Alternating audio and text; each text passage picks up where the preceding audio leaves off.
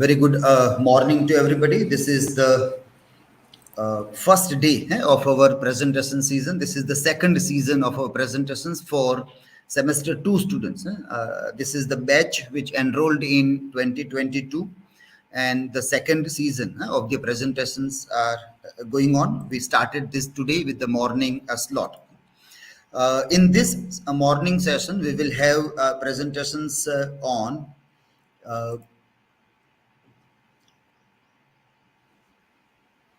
literature, English literature from which is published between 1900 and 1945 or 50. That is from the beginning of the century up till Second World War. That is the time frame of this literature on which the students are going to make presentations.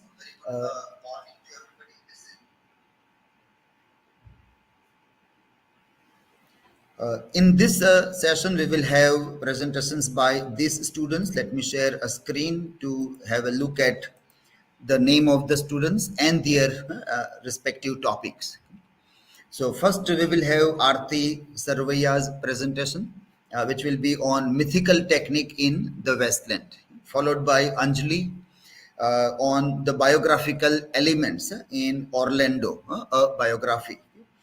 In the title, the word element also should have capital E. All the key words in the title should have capital letters. Third one will be by Avani Jani, and she will read on Nick Carraway as an unreliable narrator.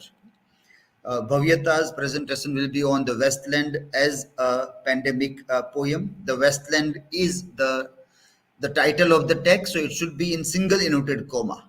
So you have put an inverted comma after land, but before the also you need to put a single inverted comma to highlight that you are talking about the text and not any Westland. After that, it will be Drashti Joshi who will read presentation on historical context of the novel The Great Gatsby. Gayatri's presentation on the American Dream in The Great Gatsby. Ghanshyam will read on What the Thunder Said in the Westland by T.S. Eliot. Okay.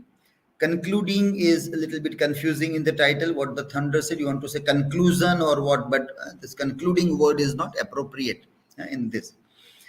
Gopi Dervaliya will read presentation on gender identity in Orlando, a biography. Hetal will read on comparative study of The Great Gatsby and The Sun Also Rises.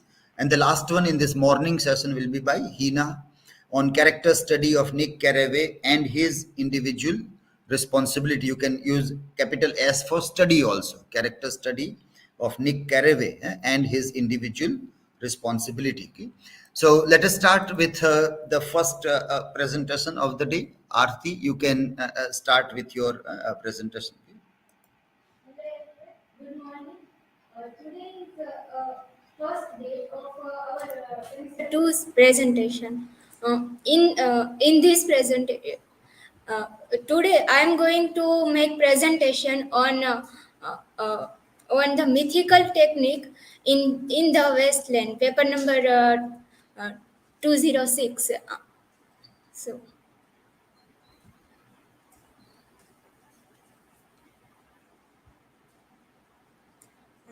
The mythical technique in the Westland.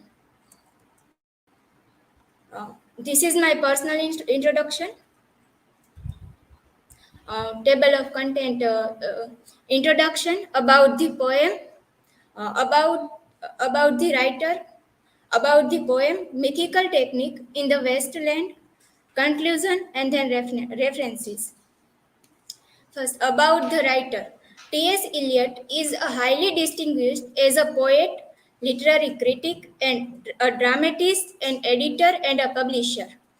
He won the Nobel Prize in Literature in 1948. Eliot's most notable works include The Westland, Four Quartets, and the play Murder in the Cathedral. Eliot awarded and honors include the British Order of Merit and the Nobel Prize for Literature. His play, The Cocktail Party, won Tony Award for Best Play. in 1950. In 1964, he was awarded the Presidential Medal of Freedom. Old Possum's books of practical kits was famously adapted in 1981 into a musical kits, which won 7 Tony Awards. About the poem, the Wasteland by T.S. Eliot is the most influential poem of 20th century. It first appeared in the magazine The Dial, later on having won the magazine's poetry award for the year. It was published in the book form in 1922. The poem itself was heavily edited by Ezra Pound. It is a modern epic poem which contains 434 lines, and it is divided into 5 sections. Eliot presents a black picture of the landscape of the contemporary world and its history.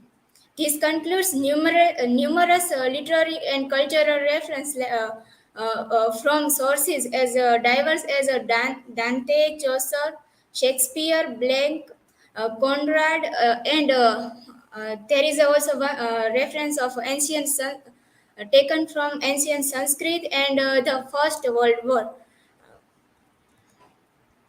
Mythical techniques in the Westland.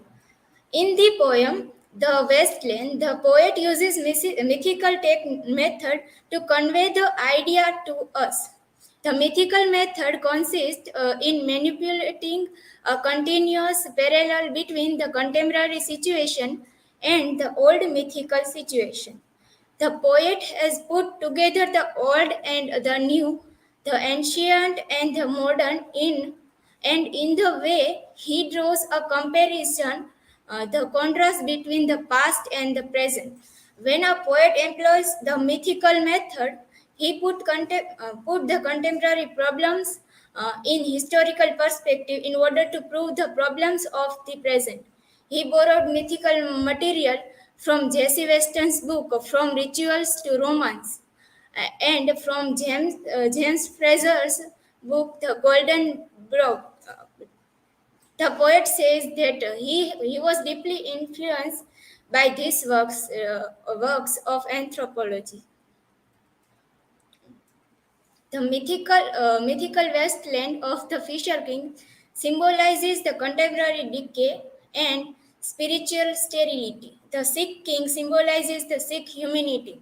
In case of the king's sickness has represented from the sexual sin. In this poem, the poet wishes to convey the idea that sexual sin leads to spiritual death. It is also expresses the idea that spiritual health can be regained only through the penance, suffering, and self discipline.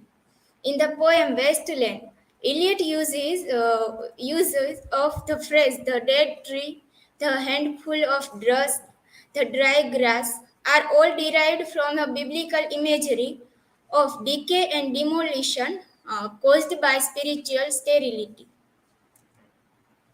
The Adonis and Attis are a Greek god representing the yearly decay and revival of life, especially of vegetable life, as the personification of God who annually died and rose against the dead. Adonis is a god of Asiatic origin, was taken into a Greek mythology. It is like Adonis is another resurrection god. According to Greek mythology, Attis was the youth loved by Phrygian goddess and also god of vegetation. And in his self multitude, uh, death, and resurrection, he represents the fruit of earth, which dies in the winter and only to the rise again in spring. The myths of Adonis and Attis are of Fraser's main concern in his monumental work, The Golden Bug, to which Eliot acknowledged his indebtedness for the construction of his the wasteland. He tries to show the resurrection has been a major mythical motif lying in the collective unconsciousness of all men, unconsciousness of all men throughout different ages, from primitives to modern men. In a very opening lines, the Westland, this the position of Tiresias. Tiresias is a protagonist of the poem The Wasteland, and in this poem, Tiresias' position is only one suggestion of the comprehensive disorder of the Wasteland. The integration of multiple mythologies, historical reference, and personality types into the text of the poem substantiates the extent of their removal from the time, space, and order. Shanti, which is taken from the Upanishad. Shanti is magically repeated in three times in this poem. Shanti is the end of an Upanishad in the same way in which it is not is the end of the text Westland. Shanti suggests the necessity of an answer beyond human knowledge, because human knowledge is expressed by the language, and this community system does not seem to apprehend reality. A sign lead us to another sign, and a signifier to a signifier. Conclusion: in the Westland, the Eliot says the country has become the wasteland due to the king's sin. He tells them the regeneration is possible only if they return to God. He links up the past with the present and says that sexual sins and spiritual decay are responsible for peacelessness of the contemporary civilization will be only when humanity is prepared to pay the price in the form of suffering and penance. The poet refers the wasteland of King Oedipus of Thebe, and also the biblical west of the ominous, as mentioned in Ezekiel's and Ezekiel's of the old treatment. Uh, this is the references. And if you have any query, then ask me.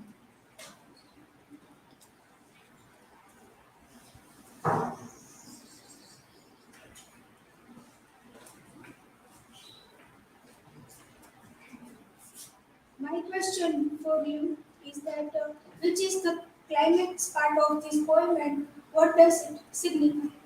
Uh, the climax parts of this poem, The Westland, is the fire sermon, and the fire represents the lust, and the sermon is a spiritual speeches, represent the spiritual speeches. In this part, they bring spirituality and lust both together.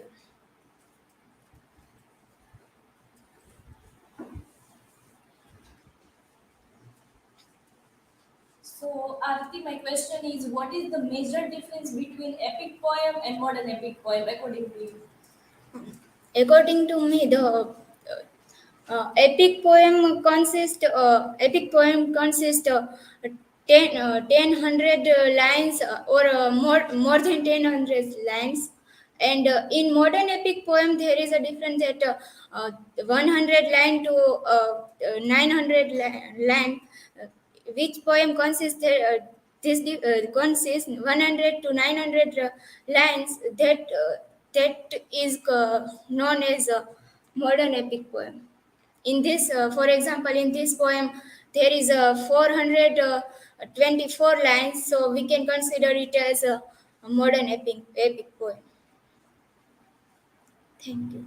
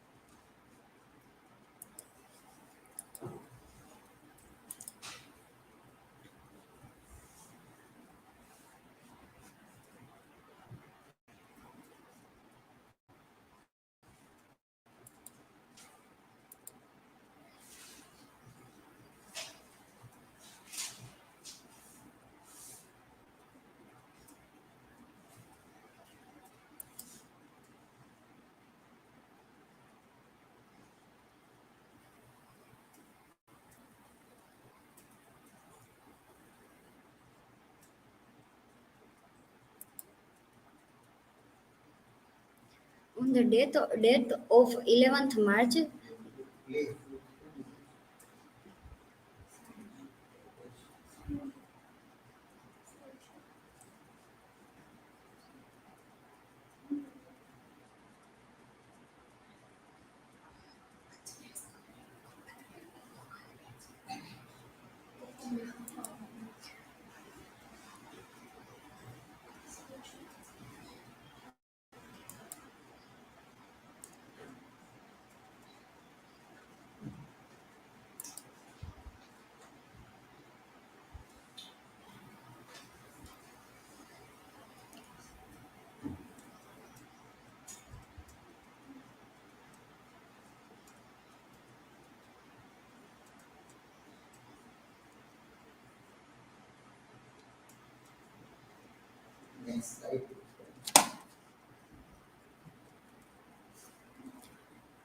on the date of 11th March, the first day of our SEM 2 presentation.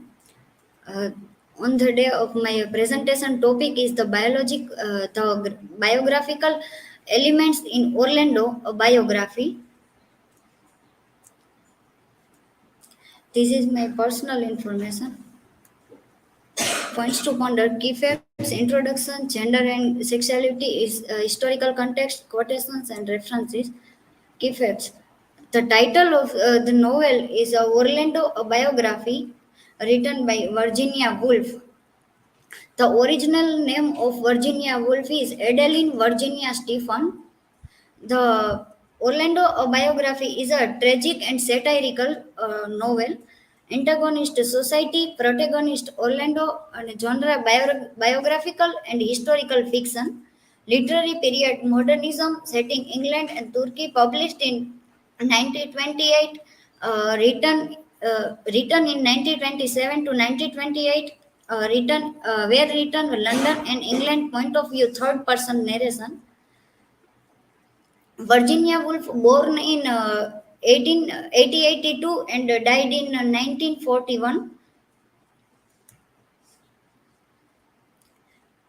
Virginia Woolf's fantasy novel Orlando, a biography which she was writing as she began preparing a room of one's own. Orlando's discovery of sexuality with Sasa is a moment of joyful liberation of the sort that better associated with the Renaissance. Woolf's conceptions of the past and of the Renaissance is, in particular, was similarly subjective and, in the case of Orlando, rooted in a sense of place. She conceived the central historical idea for the novel whilst visiting her lover Vita Sackville West at her ancestral home of Knoll in Kent. Wolf's sense of the past is alive and active, seen in Orlando's long memory, and her visions of the past reflects the spirit. This link between past and present had resonances for Sackville West, who had lost Noel when her father died, and the estate passed to a male cousin.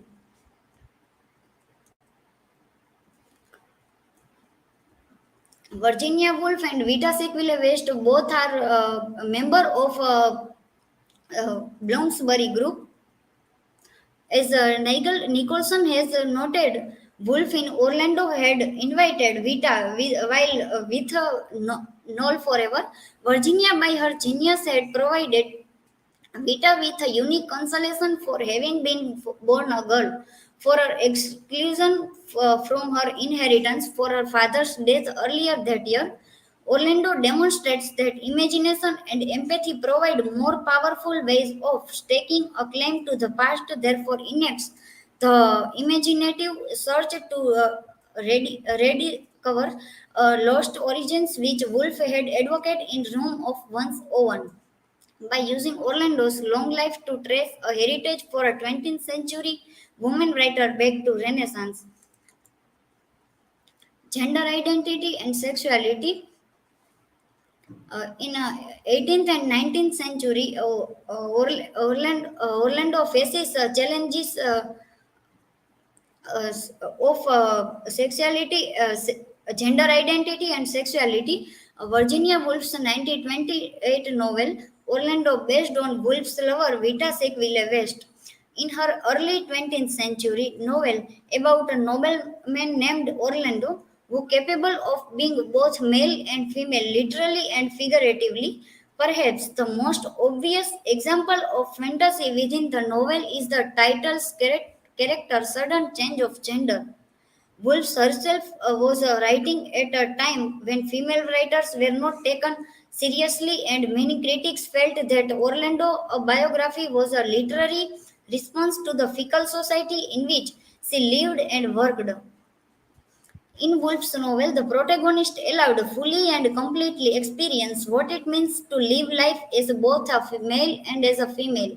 She doesn't need to cross dress or prove her masculinity or femininity because she truly exists as the other gender. Woolf's understanding of gender is a performance which, rather than arising from biology, actually creates a working version of biological sex for the performer is apparent in many scenes in Orlando. The protagonist changes sex. She leaves Turkey for England as a publicly acknowledged woman, and much of the subsequent chapter concerns Orlando's growing awareness of her new gender identity and its social consequences.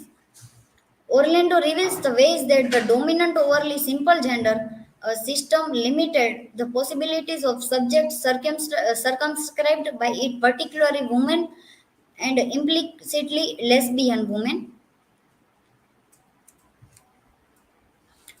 Historical context: Orlando's social status is accused uh, uh, education, the leisure of life.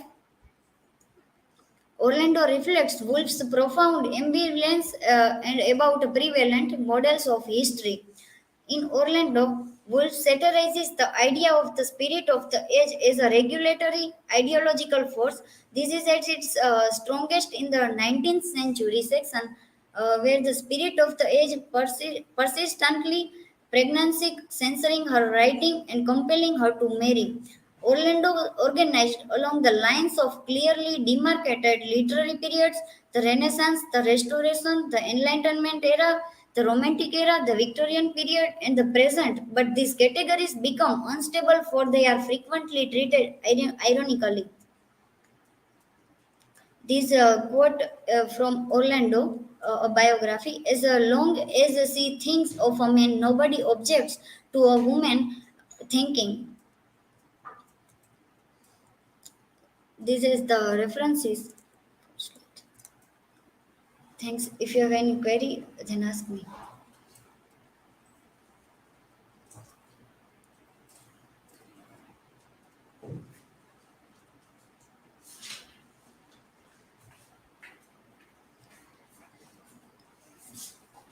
Anjali, for you, my question is why Virginia Woolf inspired to write Orlando, and what is the purpose behind it? The purpose of Orlando, inspired by the Rome of One's Own novel of a novel by Virginia Woolf, and she inspired by the novel.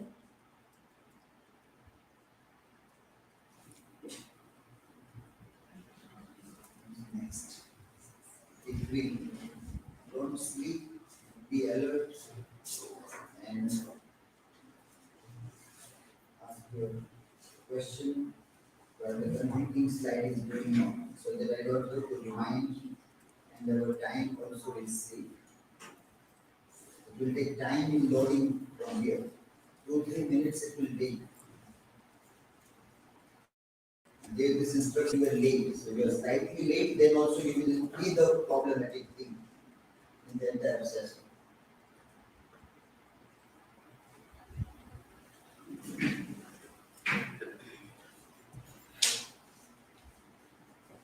Anjali, my question is that what is the historical idea behind this novel? The historical idea behind the novel is gender identity. And sexuality or Orlando's social status. Thank you.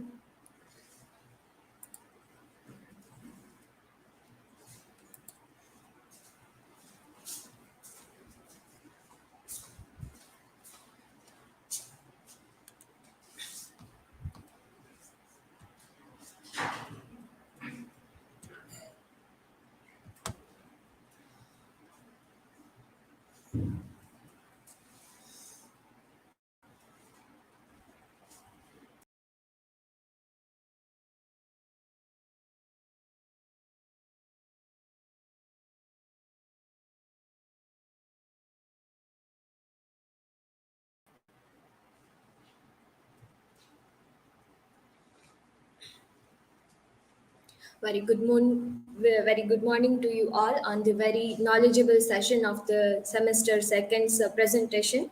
I'm Avani Jani, and today I'm going to deal with these points from the novel Great Gatsby. What is unreliable narrator? Nick Carraway is unreliable narrator. I was within and without.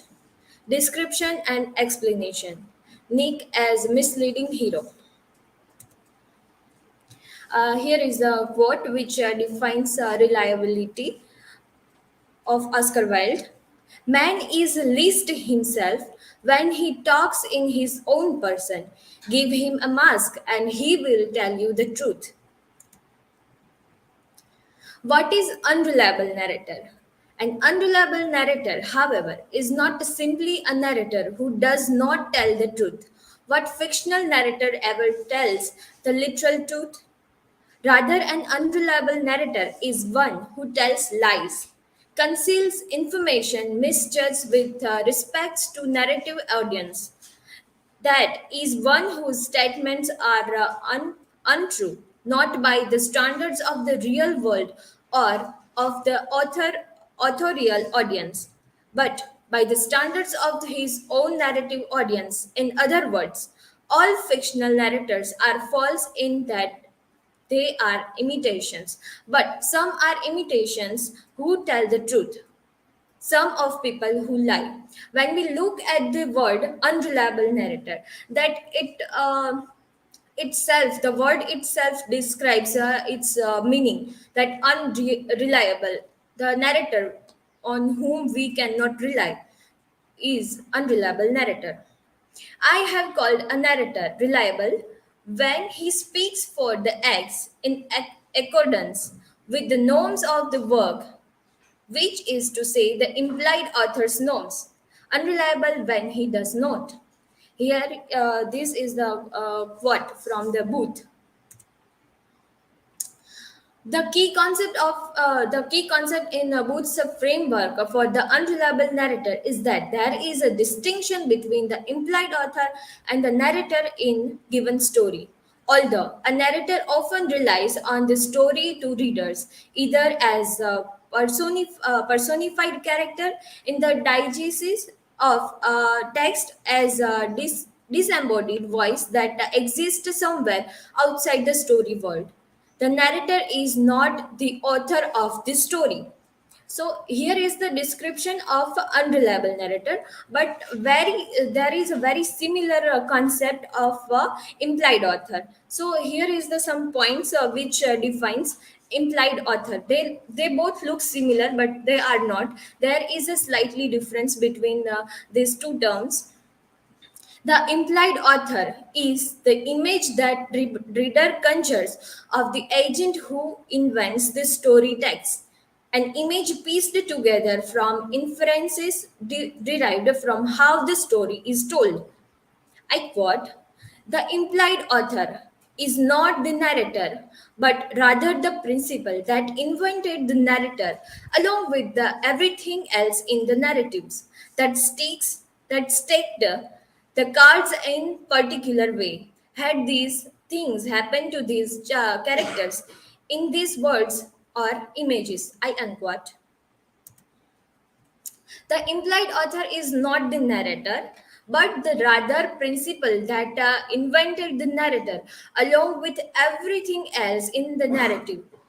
The stacked the cards in the particular way had these things happen to these characters in these words or images. Unlike the narrator, the implied author can tell us nothing. He or better, it has no voice, no direct means of communicating. It instructs us silently through the designs chosen to let us learn.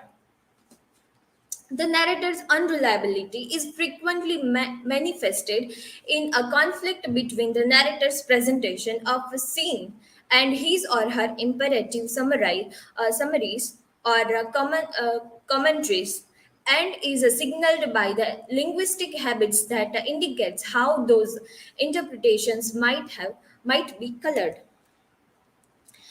Here are the points that how Nick Carraway is an unreliable narrator. So before giving explanation about unreliable narrator, uh, I would like to have here the introduction of Nick Carraway. Here is the brief introduction of Nick Carraway, which you can read from the slides.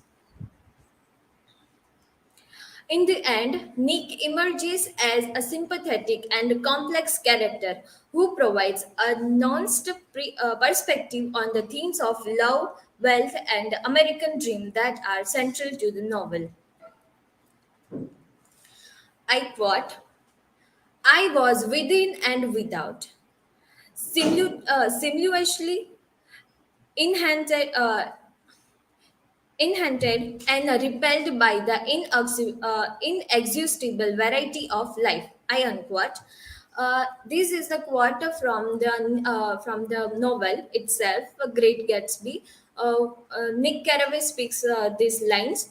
When we look at the novel, Nick Carraway himself tells us that he is unreliable narrator in other ways by this quote. He mentions that I was within and without. So this line from this line we can well observe the unreliability of Nick Carraway throughout the novel. I am inclined to reserve all judgments, a habit that has opened up many curious natures to me and also made me victim of not a few Venter's boards. Reserving judgments is a matter of infinite hope. I am still a little afraid of missing something. If I forgot that, as my father snobbishly suggested, and I snobbishly repeat, a sense of the fundamental decencies is parceled out unequally at birth.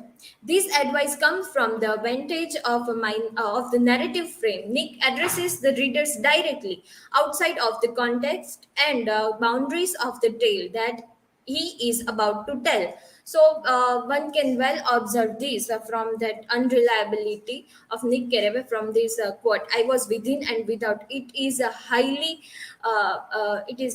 throwing the light on the unreliability of Nick Carraway. Here is the description and the explanation. Even from the very beginning of the novel, the narrator invites readers to feel subtle distinctions between a description and explanation. Here is the quote from Daisy. I will tell you a family secret, she whispered enthusiastically. It's about the butler's nose. Do you want to hear about the butler's nose? So these are some lines of Daisy. These lines describes the opinion of Nick Carraway. The narration gives reader two types of impressions: one created through the description of the places, things, and events, and another created by the Nick's responses and the reflections. The pattern exhibits itself, for example, in Daisy's story of Butler's nose and her comparison of Nick to an absolute rose. In the first instance, Daisy's anecdote is trivial and boring, clearly not in the accordance with the preparation she makes. In the second, her comparison is ridiculous and insincere, intentionally hiding her real preoccupation. But in both cases, Nick is captivated by Daisy's fabulous beauty. So here this line defines the Daisy's character through the glasses of Nick Carraway. There are some incidents in which Daisy is not behaving properly, but there is some problems in her behavior. But very same time, Nick Carraway feels it beautiful, and he is a very he is a very captivated by Daisy's fabulous beauty. And there is a difference between the actual scene and Nick Carraway's narration. In each, here is a line from the from the narrator. In each example, the narration creates two effects, but the two effects judge Daisy oppositely.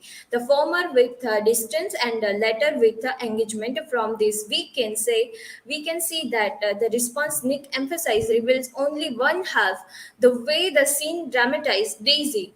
To acknowledge such a distinction is already to put the reader at some critical remove from the narrator. Nick as a misleading narrator. As an example of Nick's exceeding responses occur in chapter 4 during his automobile ride with Gatsby to New York.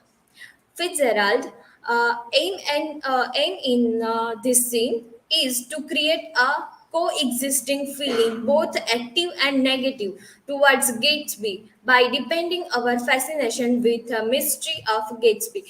When we look at Nick Carraway as a narrator, one can feel that he is very sympathetic to Gatsby.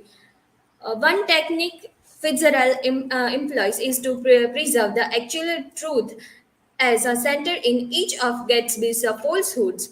He was educated at least for a few months at Oxford. He did inherit a good deal of money from his spiritual father, Dan Cody. Though he was cheated of it, he was a genuine war hero, even if a copy of a Sergeant York. Through the episode, we can see Nick's cool, unreasonable skepticism, and his response to Gatsby telling truth is prejudicial, and extreme. During their journey, Fitzgerald calls our attention repeatedly to Nick's filtering lens. Here are my works cited. Thank you.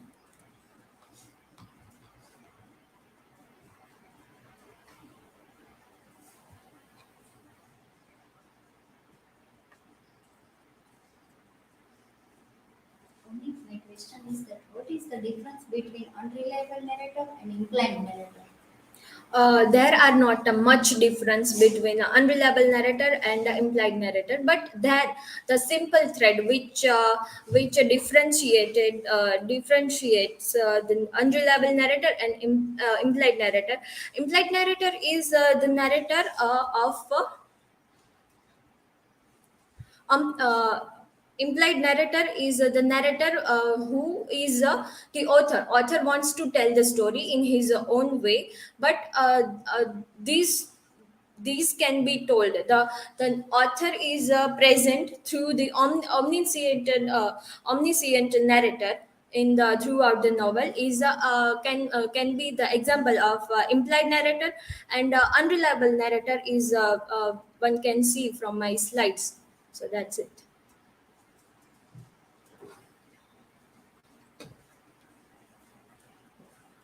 So, Avani, my question is that is Carraway sympathetic to Gatsby? Uh, One can say that Nick Carraway is sympathetic to Gatsby. By one can see that Tom and Gatsby both are very rich, but still, some at a moral levels, this Gatsby is not that much good at morality, but still, the Nick Carraway is very sympathetic to Gatsby, and one can well observe through the movie also that he is very astonished by the glory and his Gatsby's big parties. So this is how he is a very inspired from Gatsby, and this is why he is very sympathetic to Gatsby. Thank you.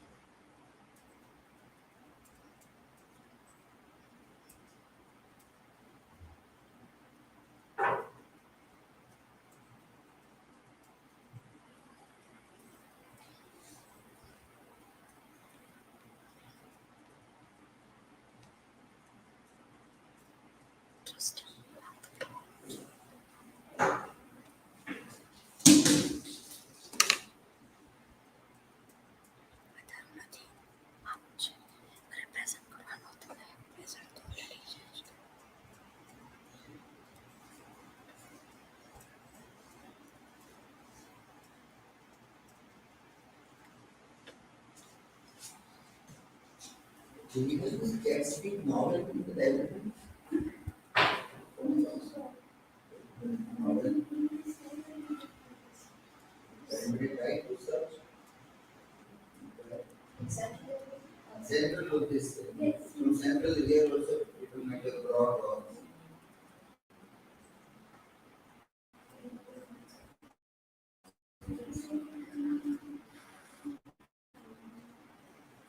anybody has access to library or the book. You see the physical book in that center. Maybe edited version, like edited, not.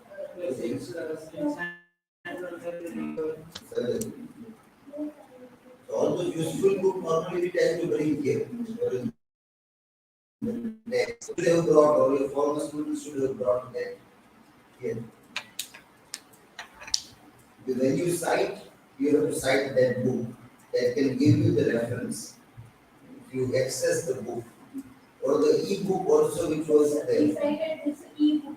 We have this in our syllabus website. So that's E-text of the original novel. e-text is there. So that also you can cite. Can I start? License. Uh, Yes. Very good afternoon to all. This is our first presentation, and my name is Bhavyata Kukadiya, and my topic name is The Wasteland as a Pandemic Poem. Here is my personal information. Points to ponder upon. Author introduction. The Wasteland is written by a famous writer of English literature, Thomas Streams Eliot. T.S. Eliot was a British American poet, playwright, and literary critic. He, he worked as a teacher, banker, and a clerk while pursuing his literary career. Eliot's poetry is known for its complexity and elusiveness, drawing on a wide range of literary and cultural tradition, including the Bible, classical mythology, and the works of Dante, Shakespeare, and John Donne. Here is some his famous works. Eliot was also influential literary critic, writing groundbreaking essays on poetry and culture, including tradition and the individual talent, the function of criticism, and Hamlet and his problems. He was a major force in the development of modernist literature and helped to establish the reputation of several important writers, including Ezra Pound, W.B. Yeats, and James Joyce. Eliot was also influential literary critic, writing groundbreaking essays on poetry and culture, including tradition and individual talent. Eliot was awarded the Nobel Prize in literature in recognition of his outstanding contribution to poetry and literary criticism. He died in London on January 4, 1965, and was buried in the churchyard of St. Michael's Church, East Coker, Somerset, England. His legacy continues to influence and inspire poets and readers around the world. Exploring the Westland. The Westland is a poem that speaks to the human experience of pandemic. The poem is written in the early 1920s. The poem is filled with imagery and death and destruction, but also of hope and renewal. As we look to the poem through the lens of pandemic, we can see how the poem is reflection of our current situation. We can connect this the Westland with the present pandemic COVID-19. The poem conveys the message that when facing a crisis, we must draw on our past experiences, both success and failures, and use the wisdom we have gained to build a better future. It also promotes uh, uh, re, resilience and encourages us to use hope, faith, and love to preserve and make a difference. We should strive for justice, peace, and harmony, and remember our interconnectedness, the power of poetry. The Westland is a portrayal of a world in which meaning have been lost. The poem is filled with images of isolation, uh,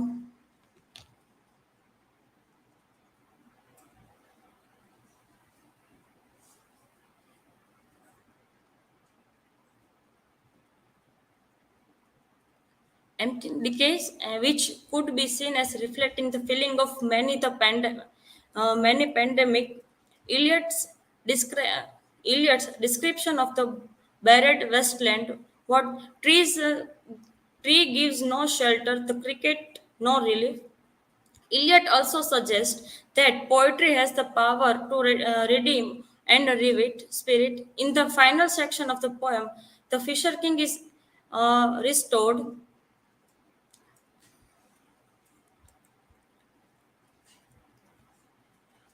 This is the redemption suggests that poetry has the power of transcendent and the language and to communicate directly with the soul. Themes of renewal and rebirth. The Westland is a poem of renewal and rebirth. In the poem, Eliot speaks of a world that has been destroyed, but also of a world that can be reborn. The poem speaks to the idea that in times of crisis, we must look to the past in order to move forward. We must remember the lesson we have learned in this learn and strive to build a better future. The poem also speaks to the idea of hope and the power of human spirit to overcome id- adver- adversity in times of despair. The poem reminds us that we are not alone. The poem is a powerful reminder of the strength of the human spirit and the power of uh, resolution. The Westland is as a pandemic poem. The poem, The Westland, is a powerful illustration of the fragility of life and the need for determination of difficulty. Composed in the early 1920s, it is filled with images of death and devastation, yet also of optimism and revival. When viewed through the perspective of the pandemic, we can see how the poem mirrors our current plights. In the first line of the poem Westland, this is a very famous line of the poem. April is the cruelest month. In the context of the poem, this line refers to the way in which the coming of spring can bring a renewed feeling of hopelessness and despair. And in the context of the pandemic, this line takes on new meaning as April 2022. Sorry, here is a some mistake.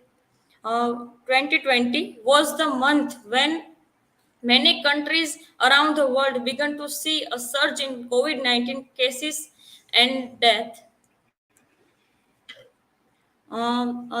This is line from Westland. We can connect with our present situation during COVID 19 pandemic.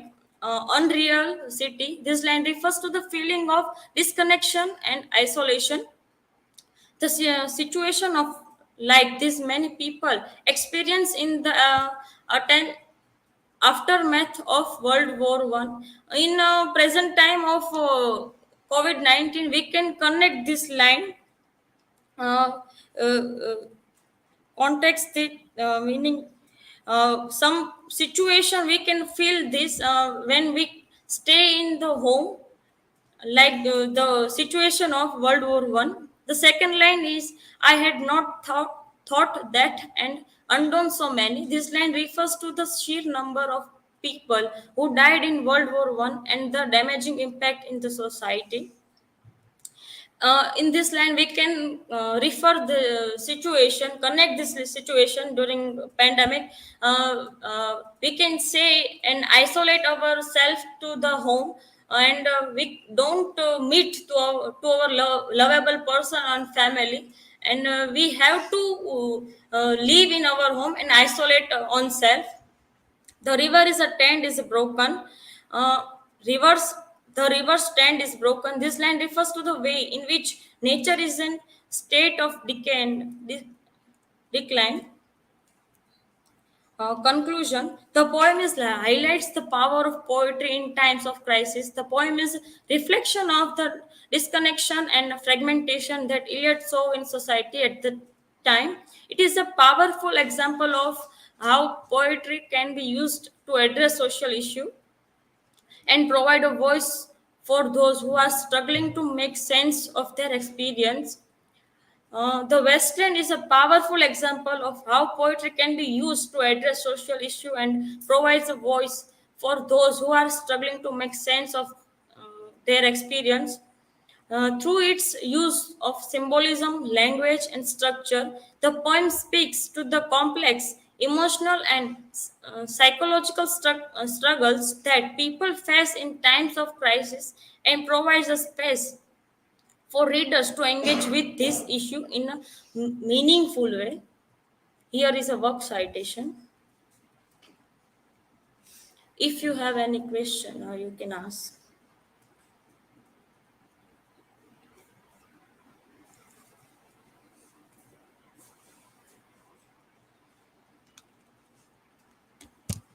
Deepa, my question is, what are some examples of how the Westland poem related to the pandemic?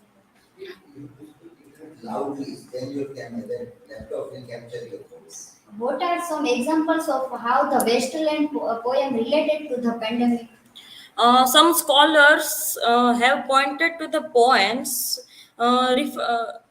references to sickness and disease, such as the lines in the Westland, I will show you fear in handful of dust. And this, one more line is the image of the heap of broken images. This two and many other lines can also be seen as a metaphor for the fractured and fragmented experience of living through a pandemic. Any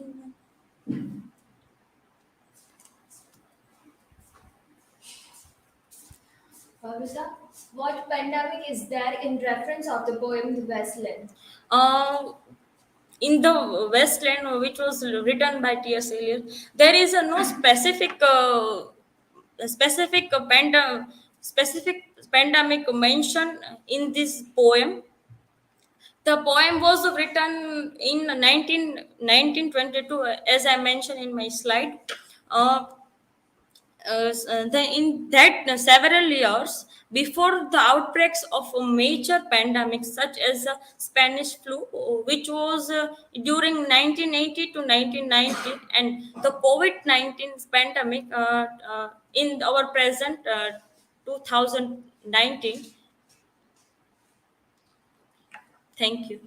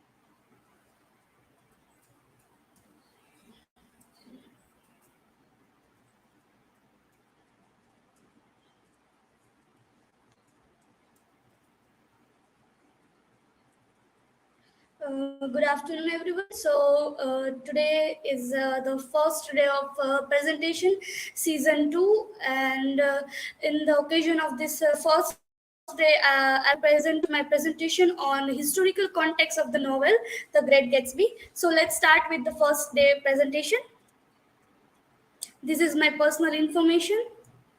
Roadmap of the presentation, introduction of author, then a novel in a nutshell, a historical context of the novel, citation, and afterwards, thank you. The first slide is based on introduction of author. As we all know that The Great Gatsby is written by a famous American novelist Francis Scott K. Fitzgerald. He was born in place like Minnesota and died in California.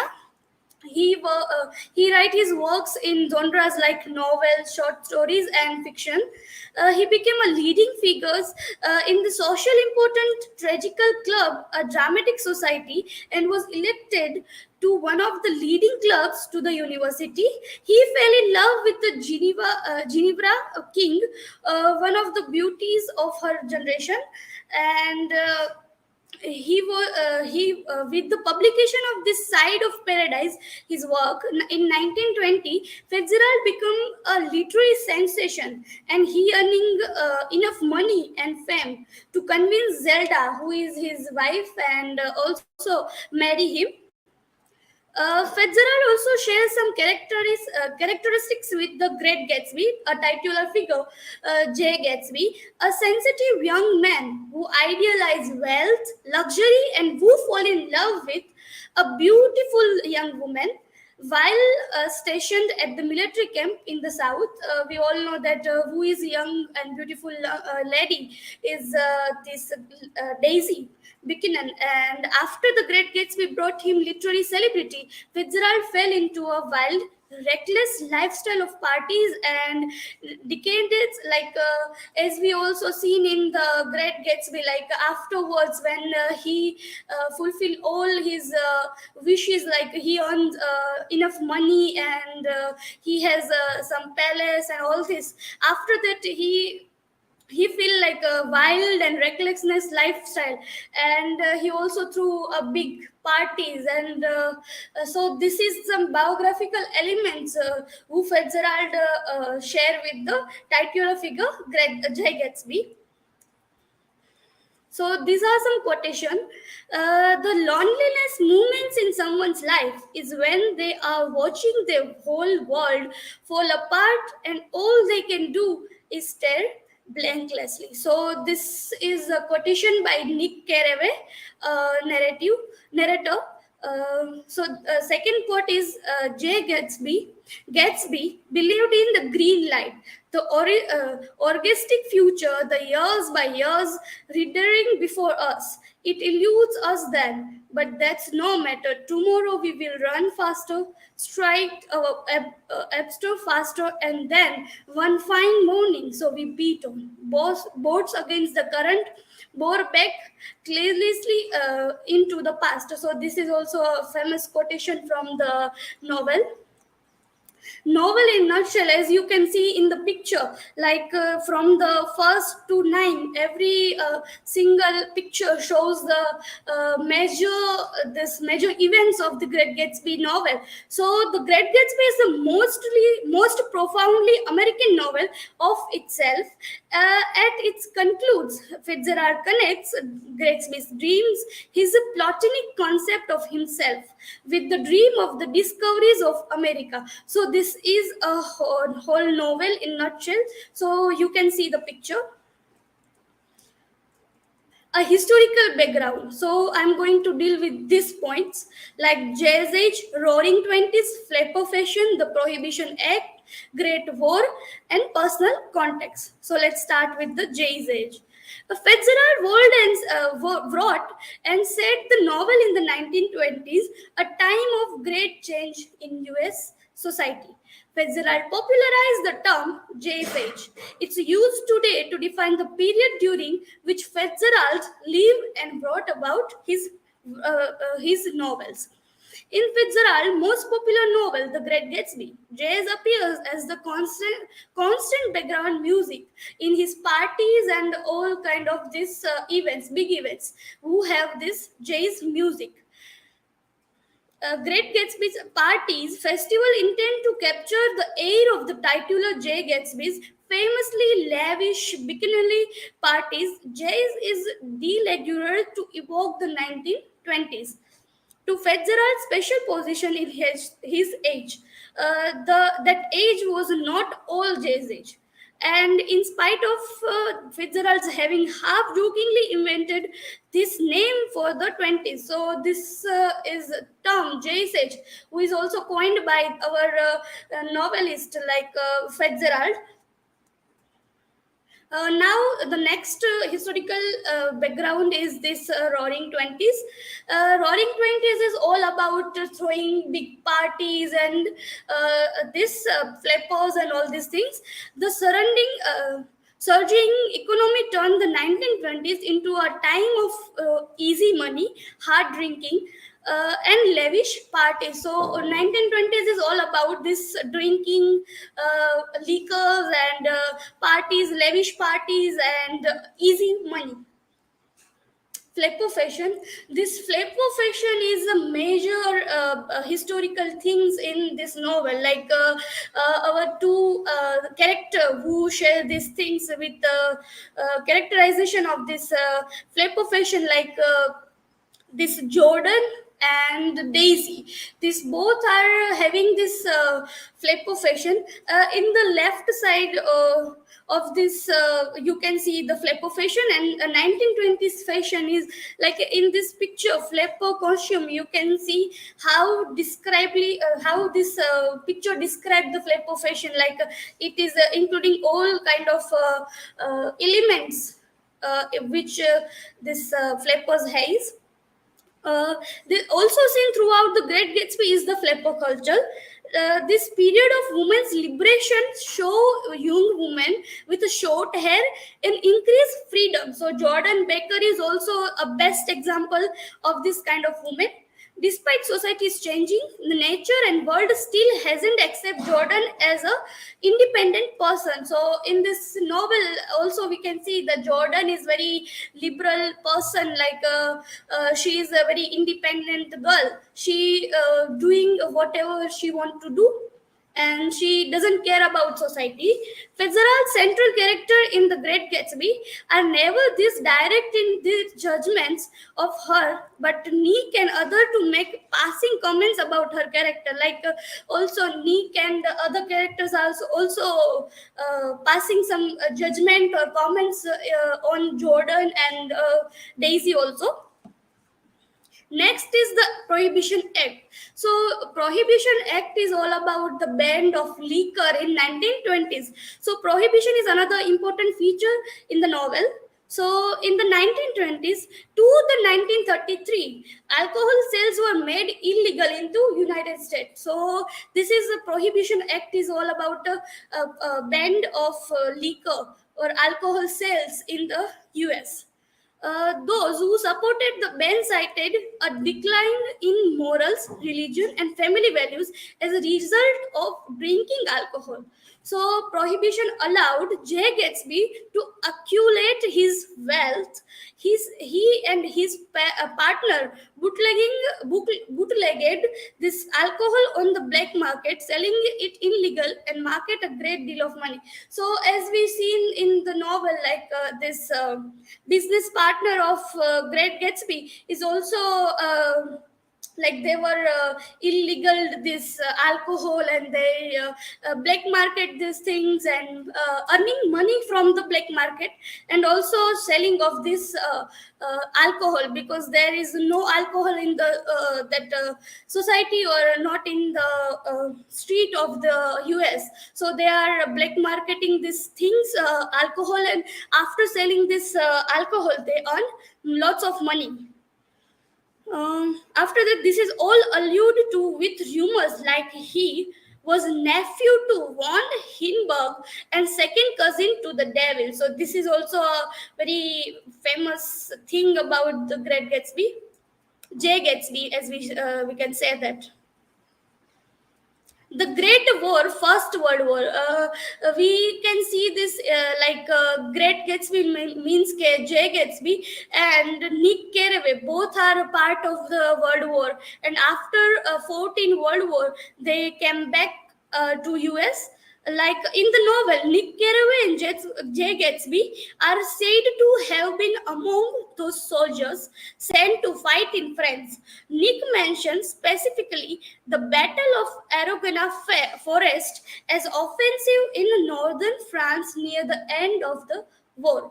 In The Great Gatsby, both Nick Carraway, the narrator, and J. Gatsby himself are volunteers to World War First.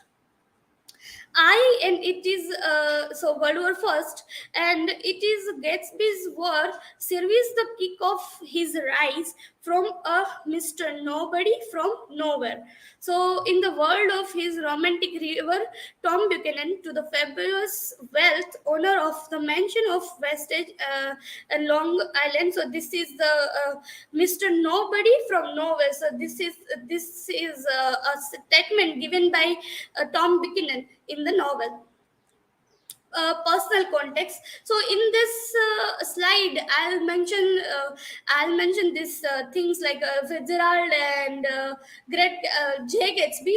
They both have some biographical element in his life. So often reader try to draw comparison between Fitzgerald's life and the lives of the characters in The Great Gatsby.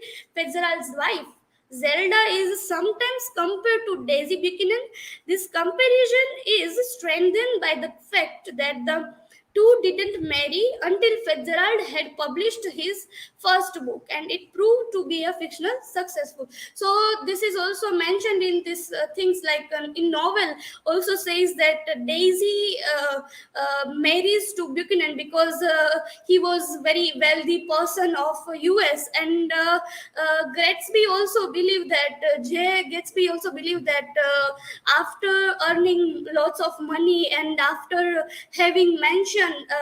That's why Daisy will allow herself to marry him. So this is the comparison of Fitzgerald's wife Zelda and Daisy Buchanan, because they both marry a wealthy person after Fitzgerald earns lots of money, and because of lots of money, Zelda say yes to marry him. This is a similarity to how Daisy and Gatsby didn't marry because the latter lacked the means of giving Daisy the life she wanted. As I also mentioned earlier, that she said yes to marry Buchanan because of his wealth. This is why she marries Tom Buchanan, and the loss that inspired Gatsby to strive for the life he achieved, it also led to his downfall and death. Conclusion. Now the Great Gatsby sent in what was called the Jazz Age, a term popularized by Fitzgerald, as we all know right now, or the Roaring Twenties. The Great Gatsby vividly capture its historical movement, the economic boom of post-World War America, the new jazz music, the free-flowing illegal liquor. As Fitzgerald later remarked in an essay about the era, it was a whole race going hedonistic, deciding on pleasure. So this is mentioned in Fitzgerald essay. So this is work cited. Thank you. Now, if you have any question, then you can ask me.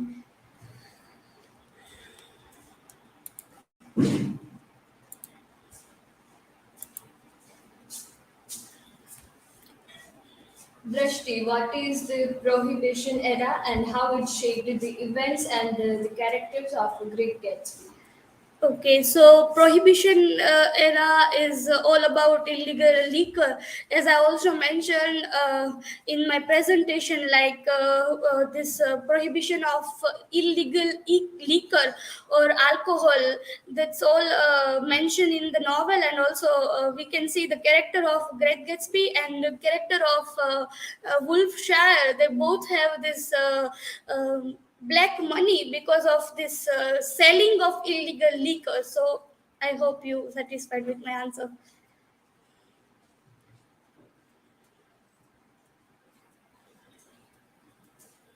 Drashti, how did the end of World War One impact American society and culture, and how is this reflected in the novel? World War First is very important event in the American history. Like in the novel, Great Jay Gatsby and also Nick Carraway both are fought. They both claims that they both fought in World War First. So American society is also very, I mean, say this World War First have very basic, or we cannot say that basic, but we can say that World War First is very important for American society, and also about this culture, because World War First, after World War First, that Prohibition Act is also appeared in the American society. So I hope these things is. I hope you are satisfied with my answer. But and also I want to say these things like character like Jay Gatsby and also this Nick both are having these things in their characteristics. Thank you.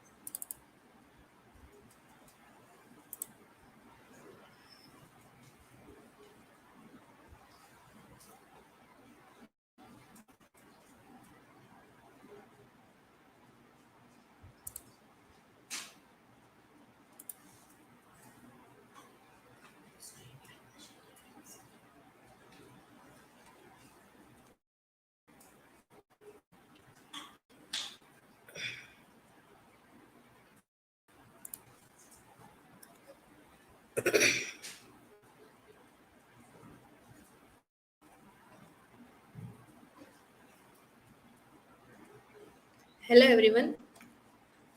On the first day of our presentation, I am dealing with the topic of the representation of the American dream in the Great Gatsby.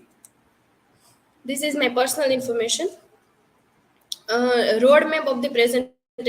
Today I will discuss first the introduction, then about author, then American dream in literature, then American dream in the Great Gatsby by the character of Daisy, Myrtle, and Gatsby. Then the American dream in Invisible Man by Ralph Ellison, then failing of the American dream in both this novel, then conclusion and work citation. So, the American dream has been a central theme of American literature since the early 19th century. The American dream has subsequently become a tool for depicting the uniqueness of America. Scott Fitzgerald's the Great Gatsby and Ralph Ellison's Invisible Man are two classic American novels depicting the American dream in different social and racial contexts. About author, Francis Scott Key Fitzgerald was born in September 24, 1896 at Minnesota, US and died in December 21st, 1940. Hollywood, California. He was an American short story writer and novelist, famous for his depiction of the jazz as his most brilliant novel being The Great Gatsby. These are his notable works. This quotation shows the American dream. The American dream in literature in 19th century, we could find the American dream in so many literature, either in a good way or in a bad way. And Jim Cullen tried to define the term the American dream, and he said that American dream does not revolve around one single definition but includes religion transformation, political reform, education attainment, sexual expression. The list is endless. Then Frederick Carpenter also tried to define the term. The American dream has been defined as one of the motivating forces of American civilization. Literature on the American dream explained that the Puritans and the founding fathers created guidelines based on moral and liberalist ideas. We could, as I said, that we could find the American dream in literature in a good manner or in a bad manner. Every writer of 19th century tried to display the American dream. Through American literature, we can trace the American dream as the representation of hope and idealism turned into disillusionment, depravity, and falsity. 19th century writers like Ralph Waldo Emerson, Henry David Thoreau, and Walt Whitman wrote of the emerging US democracy and hymned man's love for the land. And the dark side also shown by the writers like Edgar Allan Poe, Henry James, and Mark Twain, who became disillusioned by a changing America and wrote of finance, capitalism, industrialism, and social corruption. We have so many works on the theme of the American dream. Twain's suggestion that the American dream was flawed at its core was further explored during the early 19th century, early 19th, 20th century by Scott Fitzgerald. It became a trend for 20th century writers to personify the dream as a beautiful young woman, such as Daisy Buchanan in The Great Gatsby, the beautiful but vivacious Fairy Girl of George F. Babbitt in Sinclair Lewis Babbitt, and Faye Greener in The Day of Locust. Thomas Wolfe, William Faulkner, and John Steinbeck have as modern American writer written about the dream's hollowness. Then the American dream in The Great Gatsby. The American values changed during the roaring 20s as white Americans were able to accumulate great wealth. Because of a rising advertisement industry, citizens were nourishing with new ideas about the American dream. American during 1920s was a country where civilized started to compare material possessions with their own self-worth. In The Great Gatsby, this is shown in the possessive behavior of the protagonist with their large mansion and luxurious cars. Fitzgerald criticized the materialist outlook of their characters by depicting their lives as tragic and sorrowful as their material accomplishments failed to bring them happiness. We could find the American dream by the character of Daisy and Myrtle. Fitzgerald represents the American dream through a beautiful woman, Daisy Buchanan. By marrying the wealthy Tom Buchanan, Daisy has reached the fullest stature and is better and fuller in the eyes of Gatsby. Moreover, she comes from a family of status and was born under fortunate circumstances of birth and position, makes Daisy a desirable woman and links her to the American dream. This depictive nature of Daisy can be read as the Fitzgeraldian criticism of the wealthy elite class. Then the character of Myrtle, another characterization that allows Fitzgerald to criticize the social structure of 1920s America is Myrtle Wilson, whose character demonstrates the American dream's impact on the frenetic quest for wealth. Myrtle desires a richer and better life through escaping her husband and possessing material things, regardless of whether Myrtle is subconsciously aware of the American dream. She believes in the power of ownership, material things, and their ability to create happiness. Her fundamental belief in materialism may be why Fitzgerald dooms her flawed character by sentencing her to a cruel death. Then the Gatsby's pursuit of the dream, we could find mostly the American dream by the character of J. Gatsby. The protagonist accomplished one element of Jim Cullen's definition of the American dream, in the sense that the American dream was never meant to be a zero-sum solution. The goal has always been to end up with more than you started with. We can connect the J. Gatsby with the definition of Jim Cullen. He said that no man became richer by birth, and this is proven by Jay Gatsby. Wealthy individuals acquire their riches not from salaries but from shares or investments. An individual acting solely for the sake of making money risk become blind and missing the deeper, more meaningful themes of the American dream. Gatsby's change shows the duplicity of his character and the belief in the American dream. His attributes are honorable and inspiring. However, in due course, the same characteristics result in his death, which define Gatsby as a tragic protagonist. The dichotomy of Gatsby can be interpreted as a dark side of the American dreams, ideas derived by the expectations of the upper class in the growing consumeristic American society. We could also find the American dream in Ralph Ellison's the novel Invisible Man. Ralph Ellison's 1950s novel Invisible Man, depicting the misadventures of a nameless young African American narrator from graduating high school to the intense race tensions in Harlem. The protagonist's physical journey and psychological development is marked by his invisibility in society and the racist structure of early 20th century America. His invisible man's eagerness to be acknowledged and the racism he suffered, which obstructs his American dream. In Invisible Man, we find the invisibility and racism. The nameless narrator's journey can be discussed from the set of dreams that he aspires to fulfill.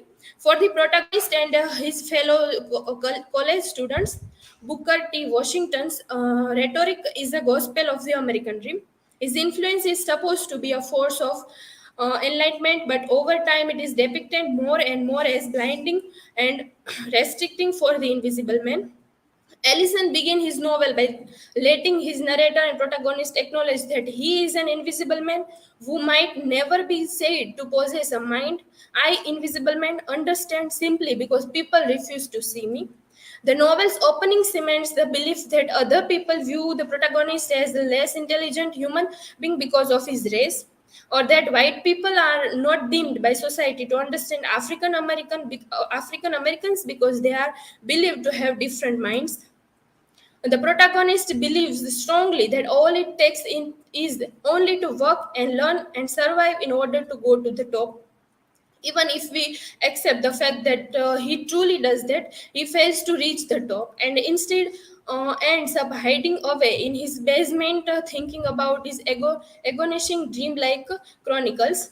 His belief in the American dream is destroyed because he exists in an unequal society, a fact he cannot change. The invisible man possesses the liberalities derived that the early American thinkers value so highly, but his blindness and the racist ideology which he exists in disillusions him. In similar fashion, Gatsby disillusion is caused by the personal deficiency, his blind love for Daisy of his past, and social structure, the historic quest for wealth. No matter how hard the invisible man tried to show his worth with rhetoric skills of or hard labor, white racist and social structure stand in his way.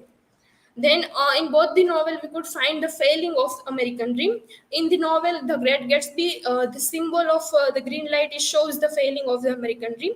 The green light in The Great Gatsby stand as a symbol for the failure of the American dream. The Great Gatsby's version of the American dream is the eagerness within people to reach towards something that is out of reach, something greater than themselves. Three instances of green light symbolize in representation and the American dream. We could find three scenes in from the novel that shows the failing of the American dream. First is in chapter 1, the light is mysteriously described by the narrator. It is almost as if the narrator is not sure about where the light is coming from.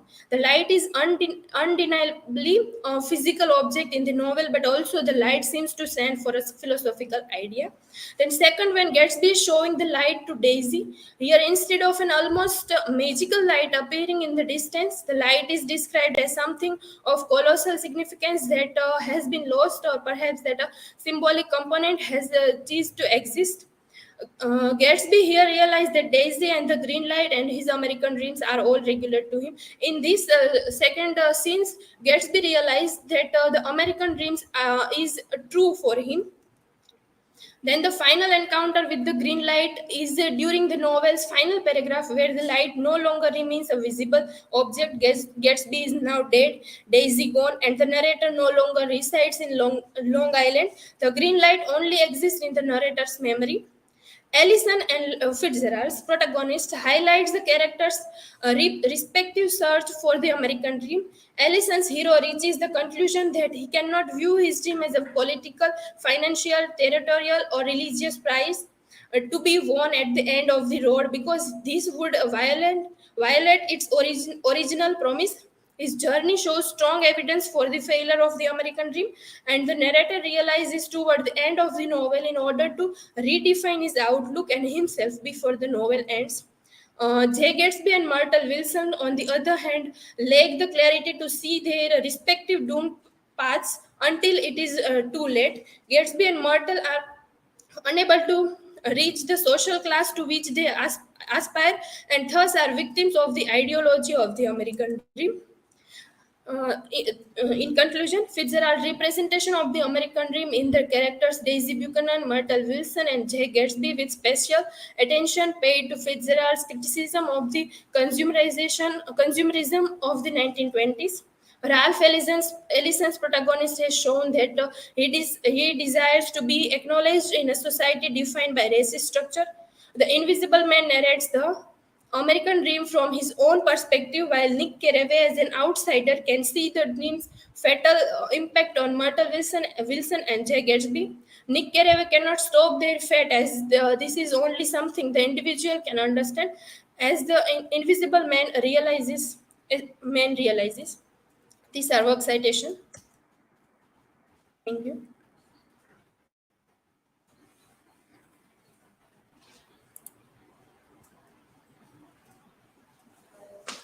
Gayatri, my question is, how did the end of World War One impact American society and culture, and how is this reflected in the novel?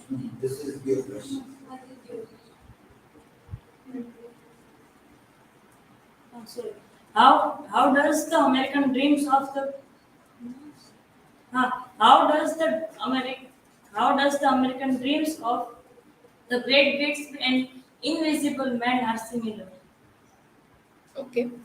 Uh, the American dream in The Great Gatsby and The Invisible Man are bit same, because in The Great Gatsby, Jay is finding for the top in wealthy class, and in Invisible Man, the unnamed narrator is trying to reach in a top, and that's why they both are facing same American dreams.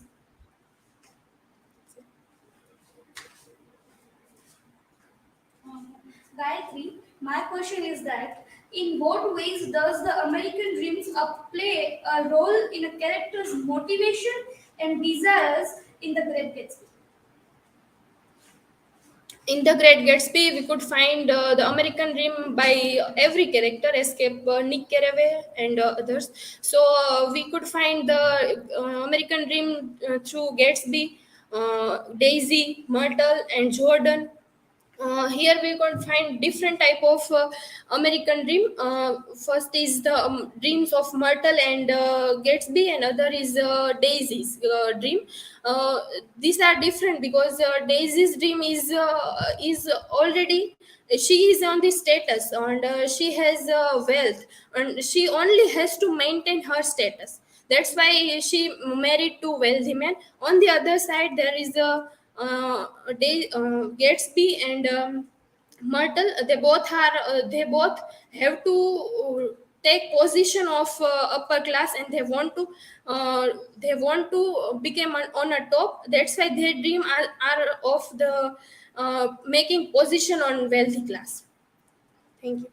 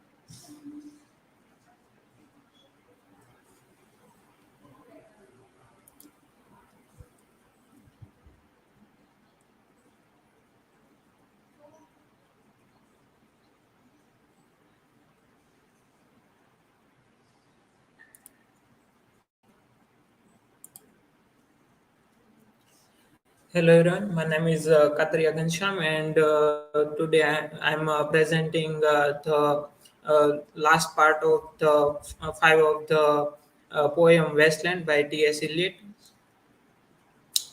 This is my personal information. Table of content, introduction to T.S. Eliot, the fifth part of the poem What the Thunder Said, introduction to Wasteland, Dadada, and conclusion. T.S. Eliot. T.S. Thomas Stearns Eliot is the uh, one of the most influential poet of the 20th century, and his poetry is considered as a modernist poetry. His famous works are the Love Song of J. Alfred Prufrock, The Westland, The Hollow Man, and Ash Wednesday. The Westland. The Westland is a five-part poem, and the five parts are the Burial of the Dead, a Game of Chess, the Fire Sermon, Death by Water, and What the Thunder Said. In this presentation, we are going to uh, discuss the fifth part of the poem, What the Thunder Said. The poem starts with the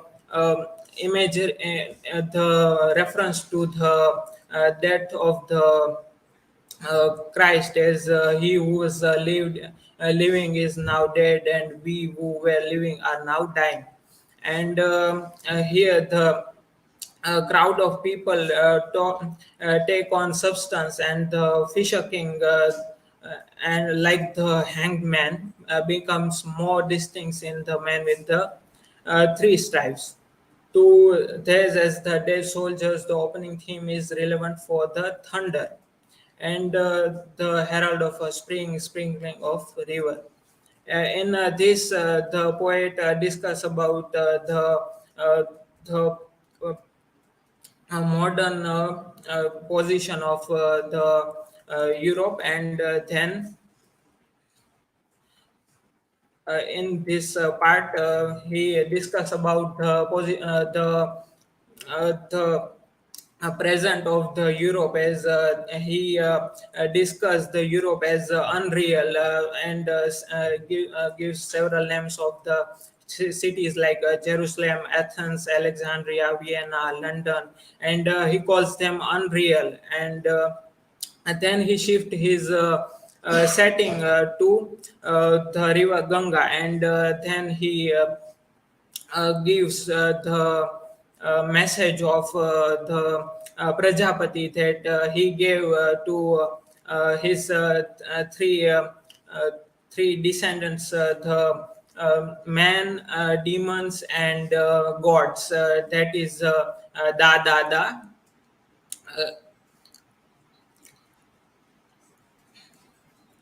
The first da is datta, to give.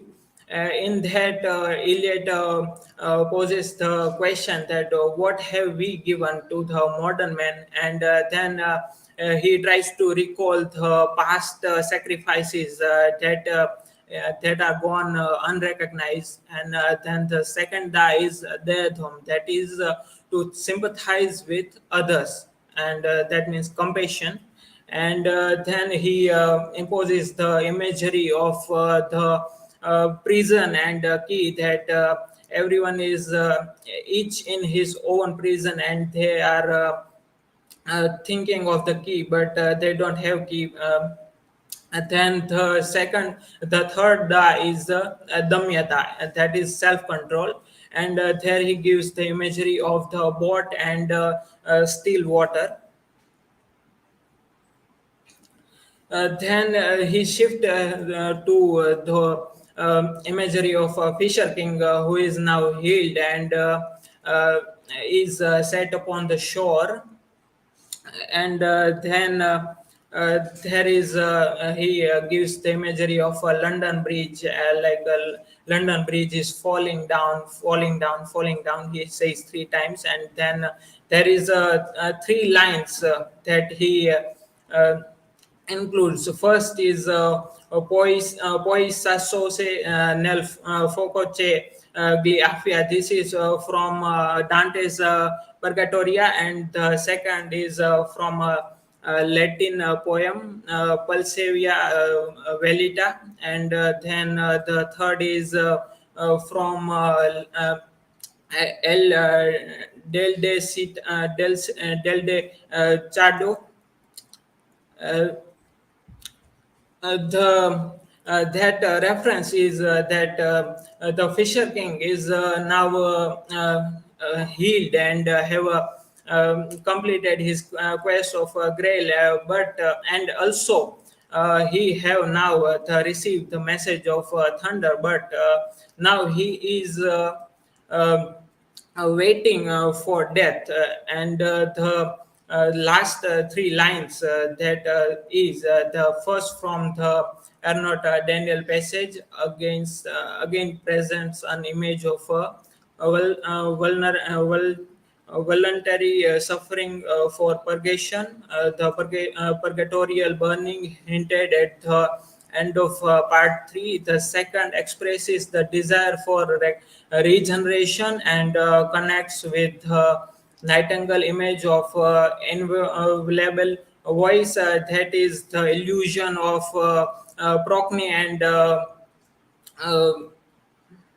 her sister, that becomes swallow and nightingale. And the third presents an image of the protagonist predicament, suggests both the tower of self and the ruined chapel. The Prajapati gives the message in this, what the thunder said is da da da to each god, man, and demons, that um, uh, they believe that is Damyata, Datta, and Deyadam, that is we should control ourselves, we should give, and we should have compassion. But the poet says the imperfection of the soul's response are inherent in the limitation of the recipient. That means how the recipient conveys the message, that is here important. The poet concludes, the last lines are Datta Deyadham Damyata, Shanti, Shanti, Shanti. Thank you. This is my work cited.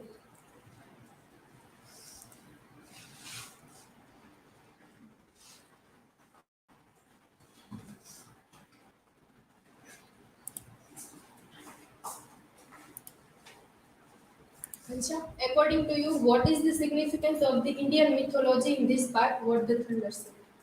The importance is that when the poet finds that everything in the Europe is now less spiritual, or he gives that the wood hoarded, that type of reference, that they have a lack spirituality, then the reference of Indian mythology he prefers to give, that is that here the Indian mythology, the message of Prajapati provides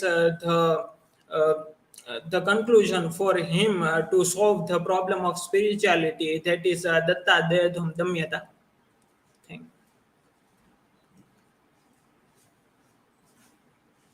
Ghanshyam, my question is that how does Eliot use the image of unreal city to convey the sense of desolation and decay in the modern society?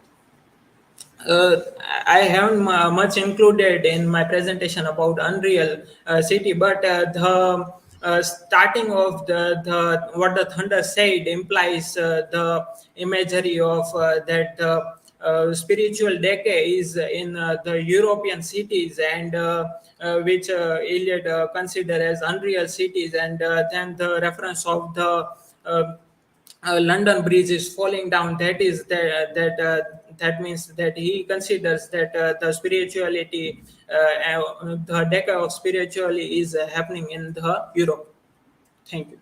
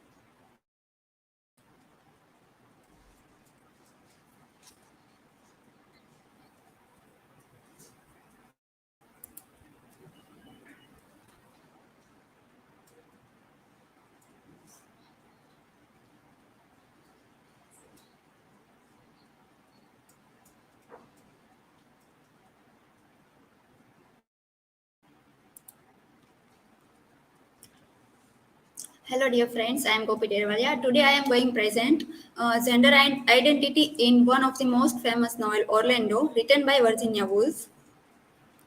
This is my personal information. Table of contents. The first topic is about the author, Virginia Woolf. Second is about the novel, Orlando, a biography. Third is gender identity in Orlando. And then example related this novel.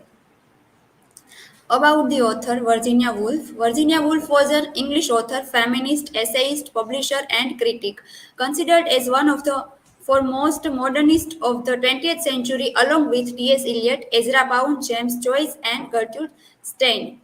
Adeline Virginia Stephen was born on 25 January 1882, the daughter of Sir Leslie Stephen, editor of the Dictionary of National Biography, and of Julia Stephen. According to Woolf's memories, her most vivid childhood memory were not of London but of St. Ives in Cornwall, where the family spent every summer until 1895. This place inspired her to write one of her masterpieces, To the Lighthouse, published in 1927. Woolf came to know the founders of the Bloomsbury Group. She became an active member of this literary circle. She is a lovely and very human creation, a woman who, by virtue or her beauty and charm. Her famous works, Virginia's most famous works include the novels Mrs. Dalloway, To the Lighthouse, and Orlando, and the book length essay A Room of One's Own, with its famous dictum A woman must have money and a room of her own if she is to write fiction. About the novel Orlando, a biography, Woolf did try to fictionalize the history of female writers in her fantasy novel Orlando. The biographical novel spans different ages through the life of the protagonist and transforms from a man to a woman in between the novel. Woolf traces the effect gender has on their experiences due to the changing condition of writers through the ages. In a way, Orlando is a fictionalized form of Woolf's ideas of sexuality and female identity in England. The sex change of Orlando may be interpreted in different ways. The novel begins with the famous line that depicts the androgynous nature of the protagonist, for there could be no doubt of his sex, though the fashion of the time did something to discuss it. By the end of the novel, the country house to which Orlando was and here becomes open to the public, and Orlando become a woman. Gender identity in Orlando. Wolf's Tale is full of mystical and somewhat fantastic events. Perhaps the most obvious example of fantasy within the novel is the title character's sudden change of gender. The novel Orlando brings forward important topics such as gender categorization, gender roles, and identity issues. The main protagonist goes through a transformation in which she goes from male to female. One of the key concepts in the novel Orlando by Virginia Woolf is the idea of gender. In Orlando, gender roles are a concept that is imposed on people by society rather than a biological state. Orlando gives through the experience of finding her gender identity, and another discovery came about. This discovery was that gender roles are more than anything a social construct. Woolf's desire for identification lead her to the genre of biographical novel, as is observed in Orlando. Orlando becomes a symbol of a constant personality traveling through countries, imbibing the traces of external alternations. Orlando as a fiction imbibes the historical and social changes adopted by Orlando. However, his or her self remain unaltered. Therefore, the question that has been comically put forth by Woolf in Orlando is if it is only the social constructs and surrounding that shape or reshape a woman, and is it only the clothes that make the woman? Orlando demonstrates the influence on her of not only the psychoanalytical age but also of the notion of essential identity. The question related to identity in Orlando makes it important for the feminist revolution. Virginia Woolf's Orlando is an impressive example of gender identification. Addressing the role of men or women and what they should be, the author not only challenges the stereotypical understanding of masculinity behavior but also explores situations where gender characteristics are transfigured or evolved. Furthermore, Woolf implies that gender is a choice or an act limited by society and era. So we can connect this Bollywood movie with this novel Orlando, a 2020 Indian Hindi language horror comedy written and directed by Raghav Lawrence. It stars Akshay Kumar as Asif Ahmed and Kiara Advani as Rashmi Rajput. In this movie, we can see that the story of a young boy who is born with a female body and then grows up a transgender woman. In this film, a transgender person named Lakshmi and who fight against wrong her. The film explores the challenges and discrimination faced by transgender individuals in India. These are my word citation. If you have any question, you can ask me.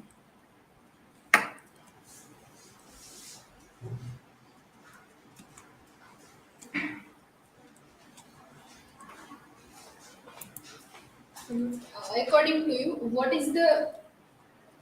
according to you, in what ways does Orlando biography a feminist novel? Yes, according to me, Orlando is a feminist novel because Virginia Woolf most of write her novel in on feminism, and also this novel Orlando is on female, and in this novel we can see that Orlando became man to woman, and Orlando feels better being man to being man and being woman. So this fact reflects that the this novel Orlando is a feminist novel.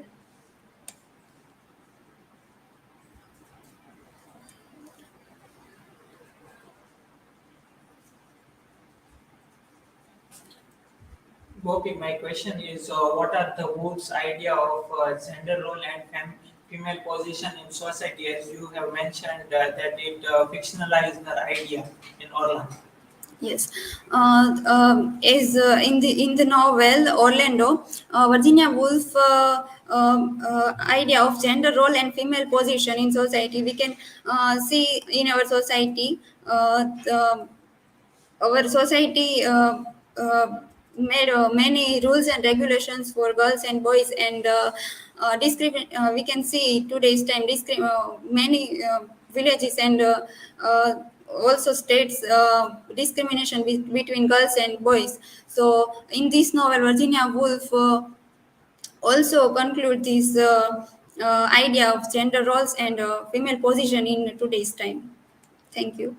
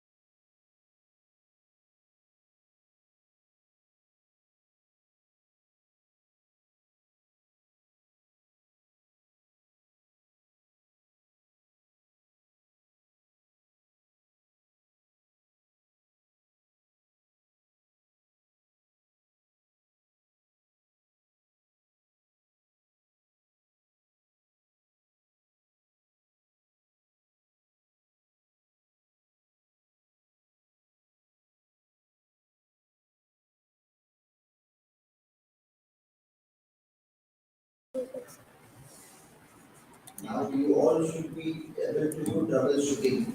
You don't have to rely only on one or two students.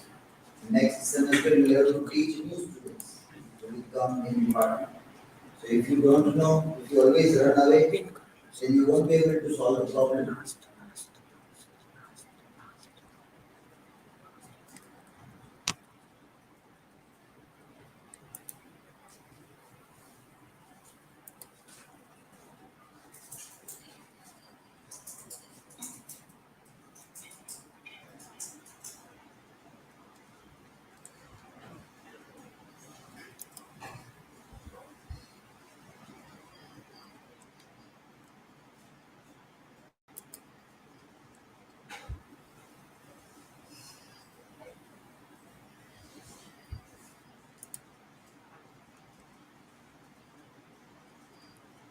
Am I visible and audible? Yes. Okay. Good afternoon, everyone. On the very first day of presentation season, semester 2, I am going to deal with paper number 106, the 20th century literature to 1900, 1900 to Second World War II. And my topic is comparative study of Fitzgerald's The Great Gatsby and Hemingway's The Sun Also Rises. These are my personal information. In table of contents, I am going to deal with these subtopics in my entire presentation. Introduction of the writer, about the novel The Great Gatsby, comparison, similarities shared by both the novels. In that point, I will discuss from both the aspects, similarities in the description of vices and similarities in the arrangement of characters, different perspectives and attitudes of both the authors, and conclusion. So let's begin our presentation with the introduction of the writer. F. Scott Fitzgerald, in full name Francis Scott Key Fitzgerald, was American short story writer and novelist famous for his depictions of the Jazz Age. His life period was from 1896 to 1940. Fitzgerald writes for the most part in terms of popular songs, cocktail parties, jazz age, and swanky cars.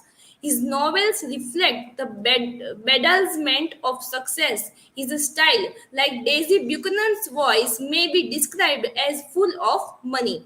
Fitzgerald remembered as a golden boy of the 20s. His novel contained some of the finest evocative writing of modern times. F. Scott Fitzgerald, also remembered as one of the most important modernist writers, including Ernest Hemingway. As we have seen in the novel and movie of The Great Gatsby, also that how Fitzgerald depict the jazz age and cocktail parties, lavish parties, which Gatsby through every weekend, and also swanky cars. So that is how Fitzgerald became one of the most prominent writer of the 20th century. About the novel The Great Gatsby. The Great Gatsby is a third novel written by American novelist F. Scott Fitzgerald. This novel first published on 10th April in the year 1925 by Charles Scribner's son. It is set in Jazz Age, New York. The Great Gatsby vividly captures its historical moment, the economic boom of post-war America, the new jazz music, and the free-flowing illegal liquor. The book, considered a classic of American fiction and has often been called the Great American Novel. So, as we all know the plot summary of this novel, so I am not going into detail into it. After that, the novel Great Gatsby, which can be best compared with The Sun Also Rises by American writer Ernest Hemingway. So, The Sun Also Rises is a 1926 novel written by Ernest Hemingway. This novel explores a group of people who travels from Paris to Pamplona. On the surface, The Sun Also Rises is a novel about a love story between two characters, Jack Barnes and Lady Brett Ashley. So that is how we can also compare it with The Great Gatsby, because The Great Gatsby is also a similar kind of love story, and in The Sun Also Rises we can find this theme of love and sexual promiscuity. So comparison. In comparison, we will look from both the perspectives, similarities between both the novels and what are the contrasts between both the novels. Similarities: disillusionment and lost generation of the 1920s, the pursuit of the American dream, meaning of love and friendship, and emptiness of a life without a purpose. So these are the similarities which can be found in The Sun Also Rises and The Great Gatsby, that in both the novels deals with the idea of American dream and also about the love and friendship. In The Sun Also Rises we can understand that Jack Barnes and Lady Brett loves each other, but they do not they were unable to do a kind of physical relationship with because of some kind of reason. And whereas in The Great Gatsby we can also understand about the Daisy Buchanan's dilemma, that he cannot choose that with whom he wants to go, with Tom or with his past love Gatsby. So that is how meaning of love and friendship can be seen in both the novels. Then emptiness of a life without a purpose, that in both the novels we cannot find any kind of purposes and emptiness of life in all the characters. In the Sun Also Rises we can see this emptiness of life through the character of Jack Barnes, while in The Great Gatsby we can see this emptiness of life through the character of Jack Gatsby. In the contrast, one major difference which can be found is the writing style of Hemingway and Fitzgerald. That Hemingway used very concise or short dialogue in his novel The Sun Also Rises, but rather very meaningful, while Fitzgerald used very descriptive writing and descriptive events, what happened in the past in The Great Gatsby. So that is how the major difference between the writing style of both the writers. Another major difference is that the overall mood and tone of both the novels. If we look from that perspective, then we can understand that in The Sun Also Rises we can find the nostalgic tone, and in The Great Gatsby we can find satirical tone on the things by Fitzgerald. The Great Gatsby more focused on the roaring 20s, while The Sun Also Rises focused on the post-war lost generation. So The Great Gatsby, as we have seen in the movie, more focused on the jazz age, flapper culture and roaring 20s, while The Sun Also Rises novel focused on the post-war lost generation in 1920s. Another one major difference in both the novels is that in The Sun Also Rises, Jack Barnes is also the narrator of the novel and also the protagonist of the novel, and his unrequited desire with that he wants to be with Ashley Brett cannot fulfill, while in The Great Gatsby the narrator is Nick Carraway and the protagonist is Jay Gatsby. So that is the concept of desire we can match in both the novels also. Similarities shared by both the novels. In first, similarities in the description vices. In first, very important is excessive alcohol consumption. In The Sun Also Rises, nearly Jack's friends are alcoholic. Whether it is a day or night, they used to drink. In comparison with The Great Gatsby, we can also understand that how all the characters drank all the time, whether it is a day or night, because at that time there was a prohibition act in America, but still we can find these major similarities about the excessive alcohol consumption. Another important similarity to point out is the fact that both Hemingway and Fitzgerald also drank excessively, and that is why we can find this in their writings also about the alcohol consumption. So these are some important images which can understand about the despite the prohibition act, how they were used to drink as much as they can. That one image is from The Sun Also Rises, in which all the characters were consuming alcohol. The second one is sexual promiscuity. Both Fitzgerald and Hemingway portray the destructiveness of sex in their works to show the decline of moral standards. The most promiscuous character in The Sun Also Rises is Brett Ashley. Throughout the novel, Brett and Jack Barnes flirt a lot, and they also kiss each other several times. In comparison, The Great Gatsby has promiscuous behavior in the form of adultery. Tom Buchanan had several affairs since he and Daisy have been married. So this also is one important similarity can be noticed in both the novels.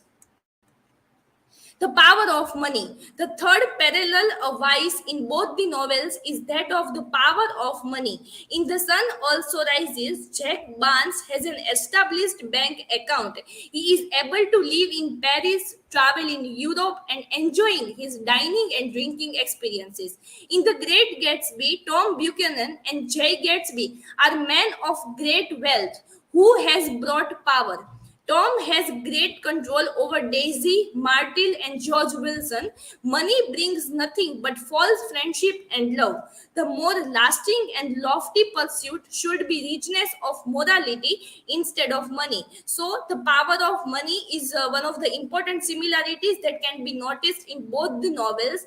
But money is not everything, because the way when the Jay Gatsby was showing his mansion to Daisy, and he feels that because of my wealth and my power of money, Daisy will return to me, and she will leave Tom Buchanan. But that is not happen, because money is not everything. Okay, similarities in the arrangement of characters. The characters in The Sun Also Rising and The Great Gatsby have very similar traits. Characters that are similar and would be corresponding in both the books. So, according to the characteristics, I have differentiate the characters in that Jack Barnes and Nick Carraway both are the sorry, not protagonists but narrator of the novels. Brett Ashley can be compared with Daisy Buchanan. Robert Cohn can be compared with Jay Gatsby, and Mike Campbell can be referred as Tom Buchanan. So Jack Barnes and Nick Carraway both are the narrators, and they narrate the story from their perspective and their point of views. Lady Brett Ashley can be referred as Daisy Buchanan because Brett Ashley is a very independent kind of woman, and Daisy Buchanan is also independent, but she only interested in the wealth and material success, and that is why she married to Tom Buchanan. Robert Cohn can be compared with Jay Gatsby because they both are dreaming about their mistresses, and Mike Campbell can be referred as Tom Buchanan. Both stories are told through the use of narrator to comment upon the lost generation in the 1920s. It is reasonably clear that Robert Cohn and Jay Gatsby shared many notable characteristics. Both spent their days in dreaming of their mistress, and both share a love of professionalism and romance. Lady Ashley Brett is a strong, largely independent woman. She can only relate to having sex, while Daisy is in love with money, ease, and material luxury. Characters that are also similar would be Mike Campbell and Tom Buchanan. Though they have different social attitudes, but both share a mistreatment of their wives, as we know that how Tom Buchanan behave with Daisy. Different perspectives and attitudes of the authors. Hemingway wrote The Sun Also Rises as a direct rejoinder to The Great Gatsby. Hemingway's attack is not only personal but also stylistic and moral, whereas Fitzgerald's central achievement as a writer is to use all the resources of language to capture the magnificence of the moment. Fitzgerald's prose wants to move toward and even into celebratory song, while Hemingway's prose moves into total silence. So, this is the different perspective and attitudes of both the authors, Hemingway and Fitzgerald. In conclusion, by doing comparative study between Ernest Hemingway's The Sun Also Rises and Fitzgerald's The Great Gatsby, we can understand that the themes in both the novels are rendered with similar kind of approaches and themes. Both the works are created to voice the author's indignation against the First World War and the disappointment in the American dream, respectively. So these are my work citations, and now you can ask me.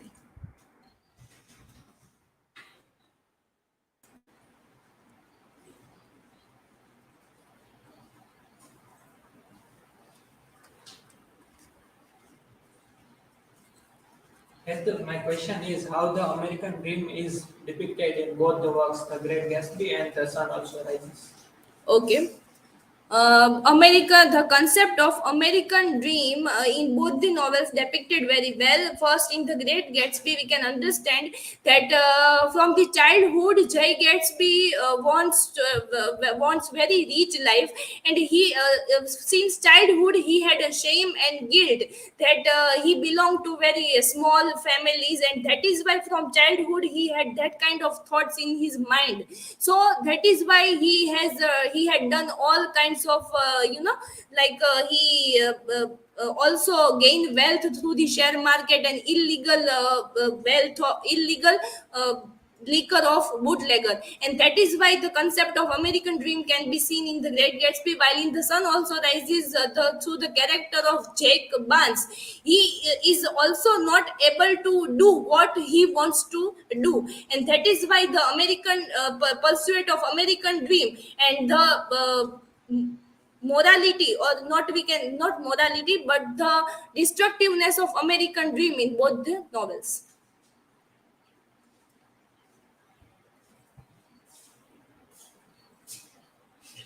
Hetal, my question is that does the novel critique or uphold the values of the jazzes and the fears of the lost generation? Yes, the novel criticized the value of the jazz age and the fears of the lost generation, because due to the jazz age or jazz music in The Great Gatsby, it encourages the younger youth in a very wrong way, and also in The Sun Also Rises, the lost generation of the 1920s. Through that novel, Hemingway also wants to tell us about the fear of lost generation and disillusionment happened in both the works. Thank you.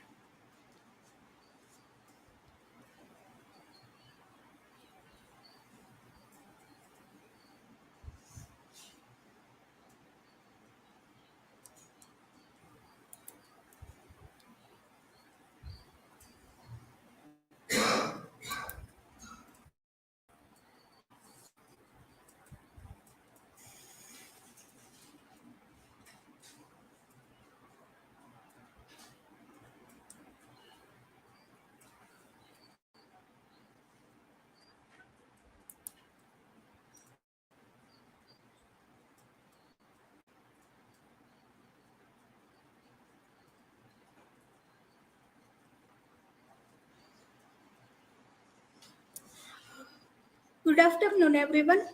On occasion of our presentation, So, on occasion of our presentation season, I am going to deal with my presentation, and my topic of the presentation is character study of Nick Carraway and his individual responsibilities.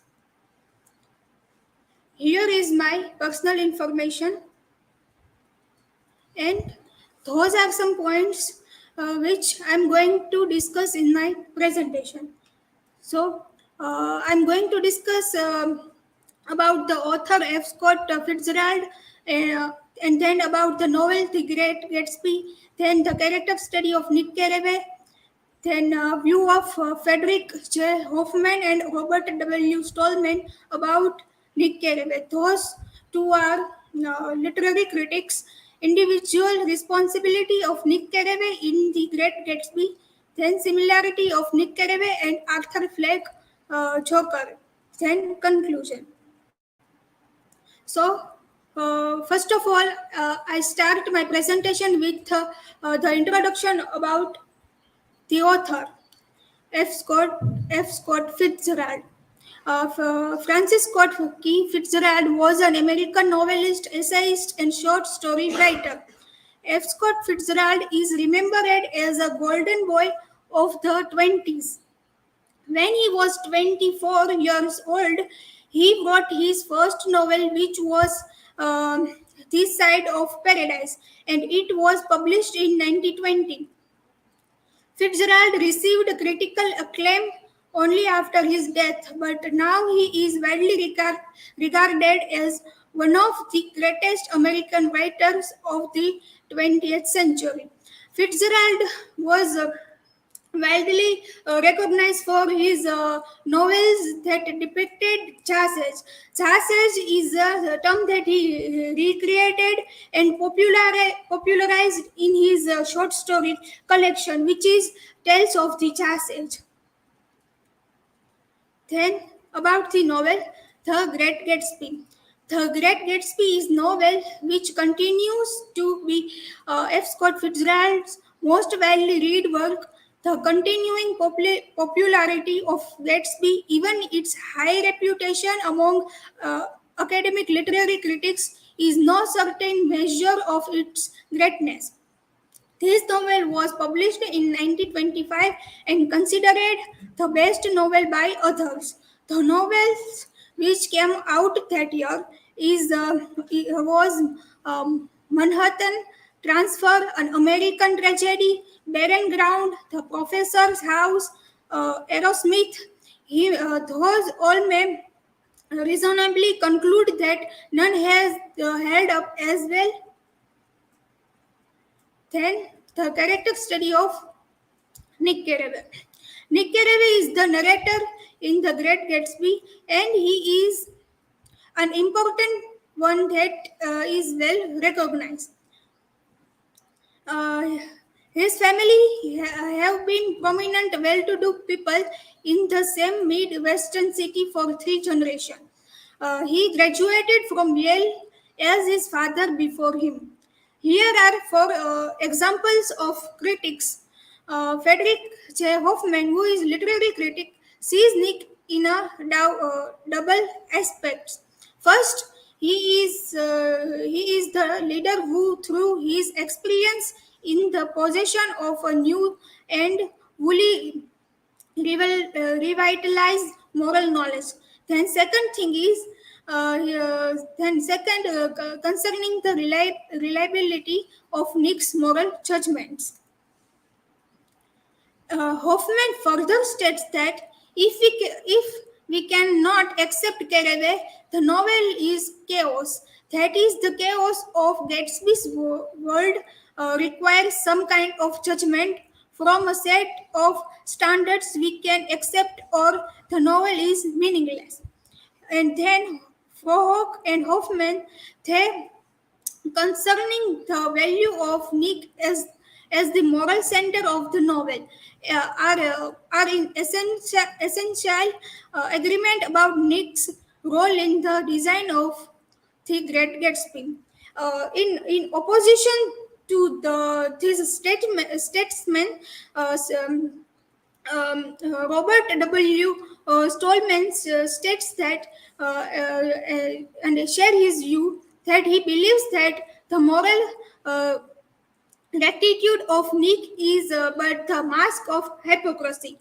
And he further states that only the dubbed reader sees Nick as the moral center of the novel. Uh, Although he said that Nick is careless, irresponsible, bad moral risk, and he was suffering from spiritual bankruptcy. Individual responsibility of Nick Carraway in The Great Gatsby. Nick Carraway, who is narrator of The Great Gatsby, recognized that his woman friend, who is Jordan Baker, was incurably dishonest, and when Jordan lying to him, he immediately and easily dismissed the issue by explaining that it made no difference to me, and dishonestly in a woman is a thing you never blame deeply. I was cautiously sorry, then I forget.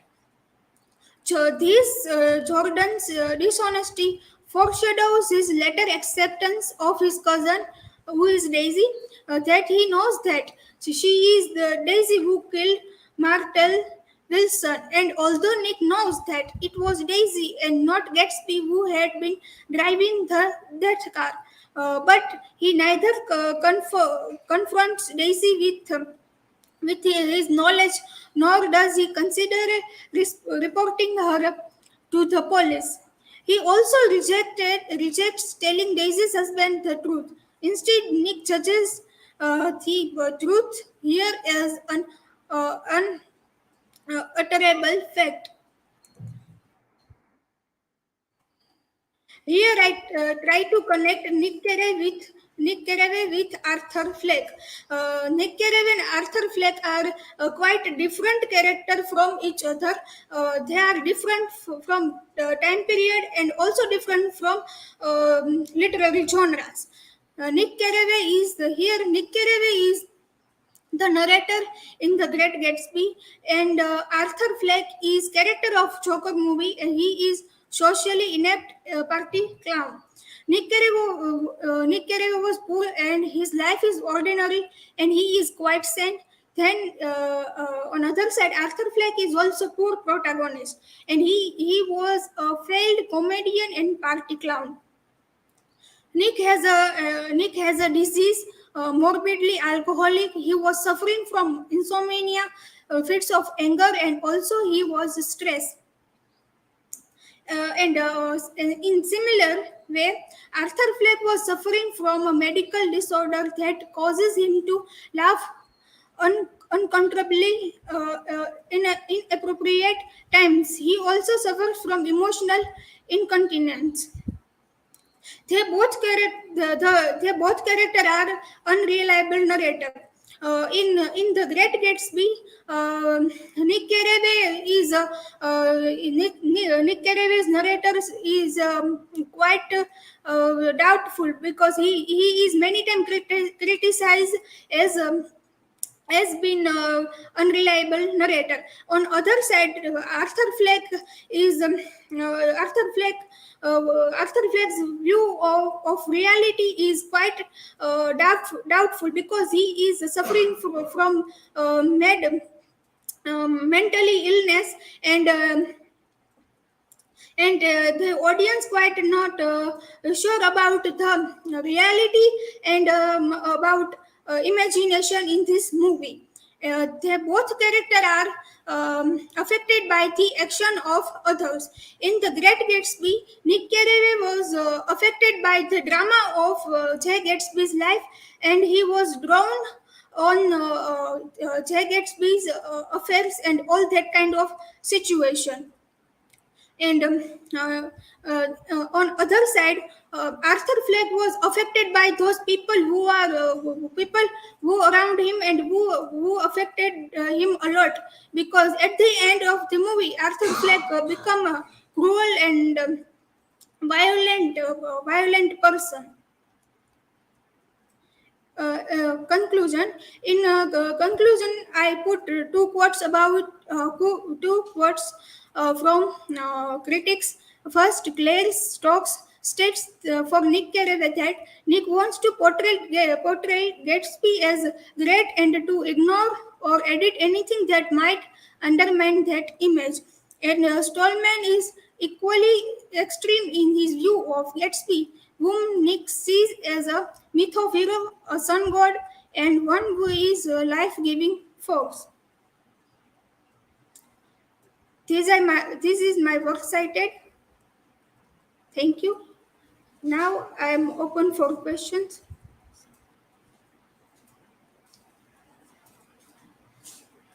Hina, my question is that why we cannot trust on narrative style of Nick Carraway and Arthur Fleck?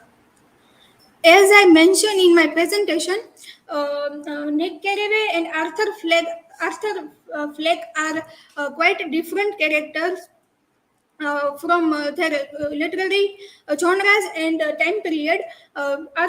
Nick Carraway is criticized for being unreliable narrator in the novel The Great Gatsby, and Arthur Fleck is Arthur Fleck has a different view from his reality, and he was suffering from mental illness. That's why we can the audience didn't rely on his imagination and or his reality.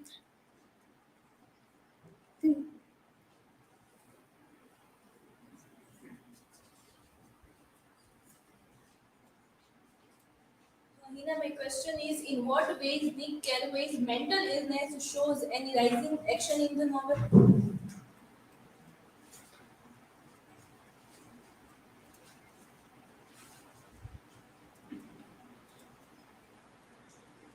Um, I couldn't understand this question. I will answer this question in comment box on YouTube. Thank you.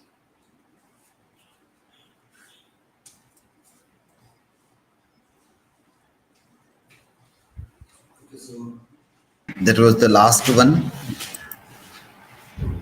Let us have a few observations and a few comments regarding the thing. So subsequently, you can keep on improving from whatever you have done today. By and large, it was good. All presented quite well also. Content-wise also, things were very good. Well presented also. Slides also, some of you prepared very well. You all can get ideas from each other. If you are not working well, you can get inspiration from other students that how they are preparing their slides. Image combination with the text is very important when you prepare that. That all general things that you have to learn from each other. Don't make it very long. Try to complete it within 8 minutes so we can also wind up the things in due time.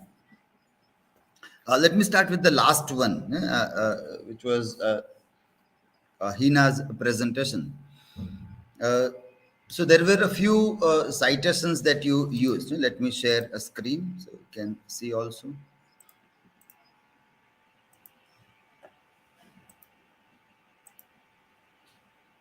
For example, in this slide, you use Claire Stokes, Stallman. Here, Hoffman, Robert Stallman. Again here, Frohock. So that is, in a way, a good way to put. According to this or this example, you can say, it states further that all you can do. But at the same time, what is important is that when you say Hoffman or Stallman, I would like to see from where you have taken. So I will see work cited. And in the work cited, I look for those names alphabetically. So if it is not there, then from where that might be taken, that becomes a question. So that is for everybody. Many of you have done the same thing. We'll see in that. So you have cited gestor articles. That is good qualitative one. But these names are not there. So from where have you taken these names?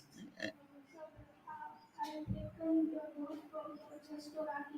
Which one? But how can I know that? No, that is, you have to put there, not to tell right now here. It should be self-explanatory within the article. So when you have the name like, for example, stocks, Claire stock, so it will go alphabetically with S. So I will see stocks there and I will find from where you have taken that. Or if it is not written by Stokes or Stallman, you have cited some other article. For example, Peter Liska article you have cited for Nick Carraway and the imagery of disorder. Then you have to say that as Peter Liska has cited, or has been quoted by Peter Liska, Hoffman says so and so thing. So I will see Peter Liska. So that way you have to put that combination when you put that. Then another one you have referred to, no, this one was the earlier one. Okay. This article you have referred to, okay, for Joker, analyzing Joker. Now that also is a very different one. It is like nobody that you have cited are connecting that. So I think you are trying to connect in your own way. This Joker with Nick Carraway, but none of the other articles are doing that. Not even that article is trying to analyze Joker with Nick Carraway. So it is not there. So that is, you are trying to see. Yes, it is nowhere in the articles. So that is problematic also, because Nick Carraway is not, like, when he's telling a story, is not suffering from anything. Means the back, when he goes to flashback, he's just in the initial part, he is there and he is just recommended. So it is a narrative uh, technique that is used by Fitzgerald, that there is a psychiatrist who tells that why don't you write something so you can get relaxed, tell the story. That is one of the way to get psychologically free. So then he tells that story, that becomes, in that story he is not anywhere like Joker. Joker throughout the narration is suffering from a kind of a mental disorder. Each and every behavior of his is connected with mental disorder. That is not the case of Nick Carraway.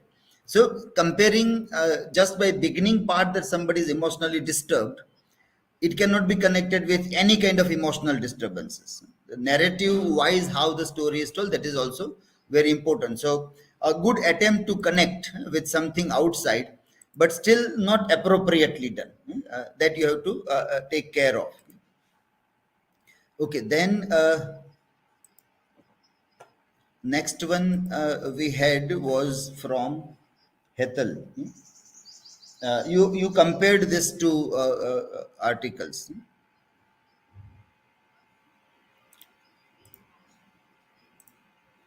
This was your major article from where you have taken most of the things, but in your citation you have not referred to this.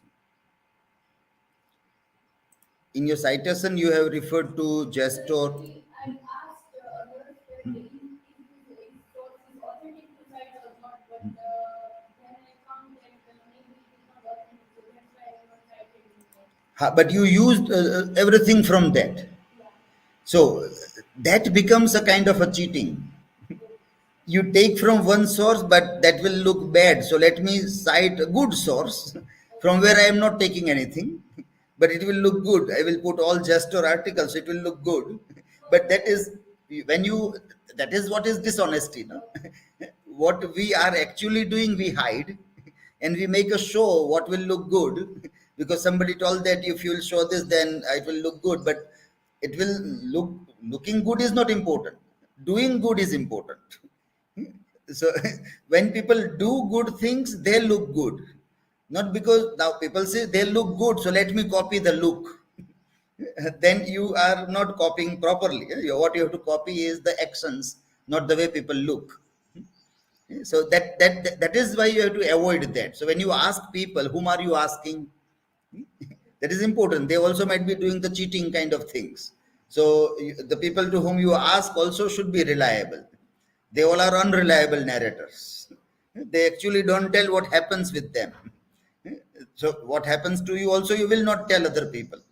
that I was like caught, or I was told not to do this. Yes, I want to cite it, but I think that it is not maybe authentic. No, why? Then you should not use the material. If you think that it is not authentic, then you should not use the material. But you use everything from that, and you don't cite because it is inauthentic. When I say that this seems to be doubtful, it means I should not use that. If I use that and don't name it because I think your name is bad, but your work is good, so I will take your work in my name because your name is bad. Now, if that person's name is bad, I take the work, my name also will become bad. So these are academic integrities, activity that we have to see. So being honest is very important, first. So if you cite this gesture articles, why don't you take from this only then when you try to prove your point? So initially I was very happy to see that, oh, it is very good that you have referred to this. Then I cross checked because I got one slide which was, I thought it is doubtful. Because it was a good way of putting also. In this also, and earlier also, you will see that. Many of you have done this. Not only two of you, but others also have done. So if you are not caught, it doesn't mean that it is right. That also you have to be careful. કે ચલો આપણે પકડાયા નથી એટલે આપણું કામ સારું છે. You have to get the nuance of the idea, what is told. That is important. We tell that gesture is a good, so it doesn't mean ke chalo let me list down the gesture whether I read it or not. That is not what we want to tell you. So if that is what you are learning, then it is a wrong thing that you are learning from what we want to guide you or teach you. So when I search this, then I realize that these things are not in gesture, but it is coming from this article where you have taken most of these points. Biographical, then this excessive alcohol consumption, sexual promiscuity, power of money. Yes. This all conclusion paragraphs are also from there. So, and this is not cited. Okay? So this way you have to be careful that it is, if you think it is good, then why don't you cite it? And from where it is taken, you have to refer to that. It also is from a journal, ISSN journal. It is theory and practice in language studies. So not problematic as such. Not that problematic. It is not study material site as many of you have cited from study material sites. So in that way, it seems to be quite academic. And this is Jingnan Shen from a Chinese university. Yeah, this article is there. Okay? So as such, it doesn't seem to be that bad. So this also you have to see. So this all you have referred to. But inside things are taken, then it will go with duty. Yeah? Duty, Terence has mentioned so and so kind of a thing. That way you have to write. Okay, so that you have to be careful of when you see the things. Okay, then Gopi also use the same thing, like you use Adam Burgess, I think, in your citation. But that is not, that is the gesture also you have used, but in text citations were lacking. And you try to compare with this idea of Lakshmi that you were trying to do this. So that also is like not very appropriate way of putting the things. It's like even that poster also, there is a man ultimately there. So even from the feminist reading, it diverts a lot. That Kanchana or Lakshmi or that also is the very core of this gender studies rooted in feminism, which Virginia Woolf tries to concentrate on. That also deviates a lot in that comparison. So that also one has to be very careful that with what you are comparing, how deeply you can. Only like there is transgender doesn't mean it becomes everything that. Many of those way of using transgender is very cheap in generally in our cinema. It's not dealt very sensibly normally in popular cinema where popular stars and they come. There are good films also, but those films rarely become very popular. So popular cinema still doesn't deal very sensibly with maturity, with the idea of third gender. So that becomes a huge problem in that. Uh, Ghanshyam also had a good slides were prepared, and citations were also very well done. You Brihadaraniak, you cited well from Gita Press source. So that was how exactly where you are taking, you cited. So not just to make a good show, but wherever it is that you are trying to take. And when we say that cite good things, it means you read good things. We want you to refer to good things, not only make a show of citing good things. It is not for that that we say. So that way you go to a better source, you read better source, you grow also that okay, this is how good things are written. That also you become aware when you refer to those things. So that is what you have to do, and he has done that, cited quite well. You need to work on your speech, tonation speech. It goes like flat speech. So like robot reading the things, machine reading things where there is rarely any arrow avro. So that where you make full stop, then you begin a new sentence, somewhere a stress is given so that you can improve. Gayatri was the next one. In your case also the same thing you have followed. Okay? Yeah, in that also I was seeing the same. So initially looking at the things, I was very happy to see that it is very good sources. But then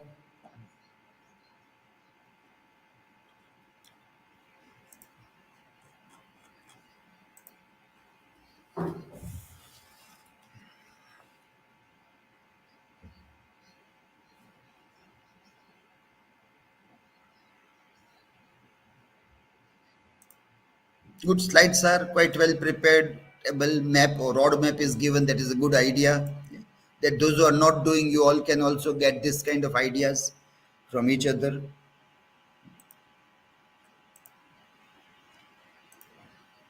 This when I was reading. So initially it was good, like a good example. It came like this Kalen Carpenter in text parenthesis you have mentioned in this. So that is exactly how you have to do when you refer to. So you go and see Kalen and Carpenter in the this one. So you also find there also Carpenter, Cullen, they are mentioned there also. So you become very happy that these things are, you might have exactly referred all these writers. But then I found that only from this one article you have referred to everything. Let me close this.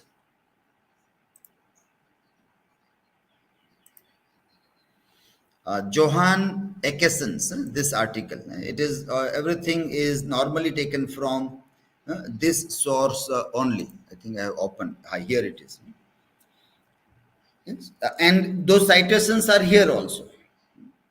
So you have done smart work, but still most of the things are from this source only. And this is like when you say it is a degree project, like some assignment for BA program, or maybe such kind of a thing in a university is submitted. Work is good, no doubt, by some student, but quite systematically the work is done. So you can learn that this is how the good quality work can be done. This also is cited, so it is good that you are not hiding your main source. You have put that also in the citations.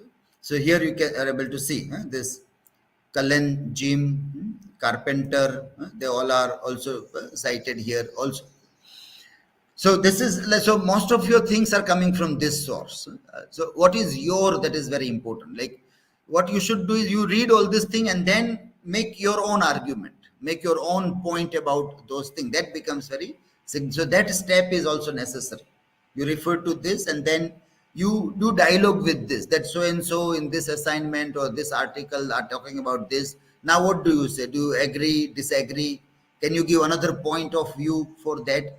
That way if you do, then it becomes still more meaningful also.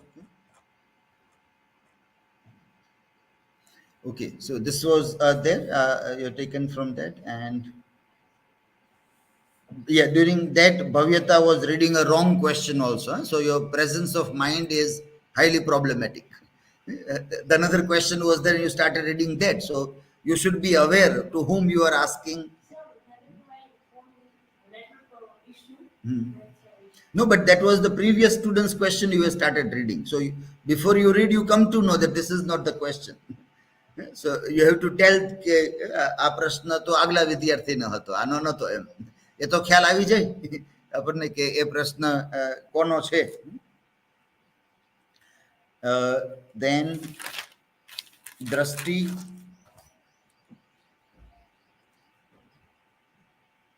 You refer to historical context. You are talking about historical context. So it is quite important to see that you refer to some good documents for the historical things. You have also referred several the study material sites which should be avoided.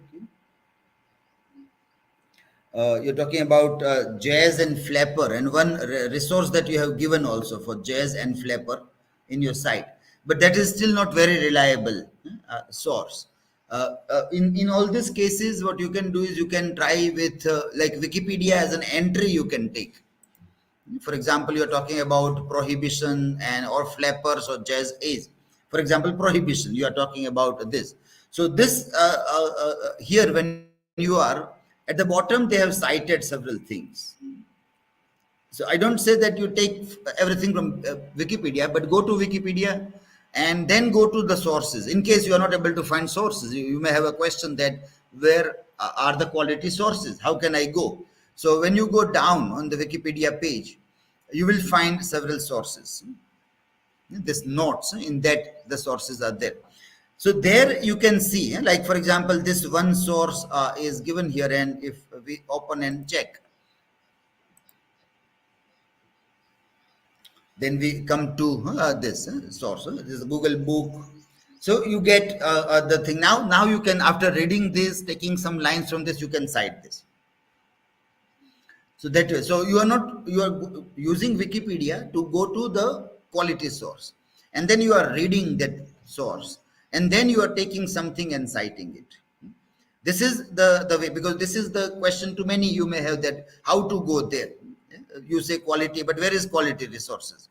So Wikipedia is one way to reach there to quality resources, but everything in Wikipedia will not be qualitative also. So you have to apply your common sense also by reading all these things, which one is cited better and how you can do that, that you can do. And then if you use that, it becomes good, because citing about, talking about history, you can't rely on any blogger or anybody things. When the things are about history, you have to at least try to find better sources for that. And then when you are here, what mistake many of you have done, like Avani also has done the same mistake about citing Google books. So you will go to URL and copy the URL. That is not the right way. That is not the right way. URL જઈને copy કરીને paste કરી દઈએ આપણે, એટલે એમાં ઉપર લખ્યું હોય books.google.com, and this, that is not the right way. So suppose this we have opened this book, Alcohol and Temperance in Modern History. Then if you scroll down, you will hear create citation. And when you create citation, it will give you this MLS style. This you have to copy and use that. Now see, here you will see that they are not mentioning anything about Google book, where it is originally published, that reference is coming. So this you have to take. And then you have referred in Google books, then that is fine. But proper citation is necessary. For example, here if I see, it's quite a long citation there. So I have to cut short that where the title is reflected. So this part, if I pick up, where the title of the text is coming. So that is there, and let me check whether that is okay citation or not. So now this is not working, so it is not okay. So this way I have to check whether this site or this source will work, which is giving a proper name, but it is not reaching to the right sources in that way also.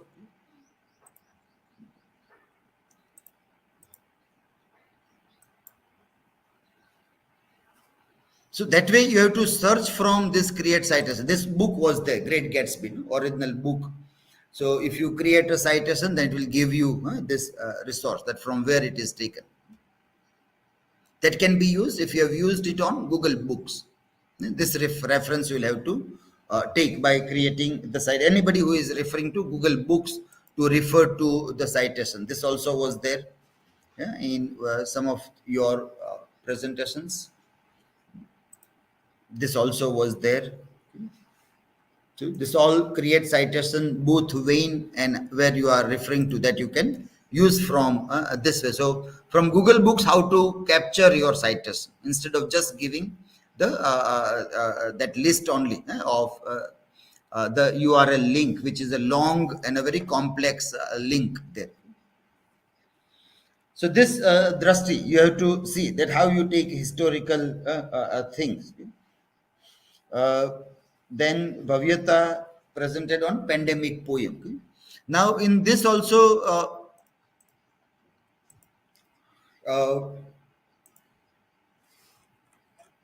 for example, for pandemic poem, we refer to one book in our classroom discussion also.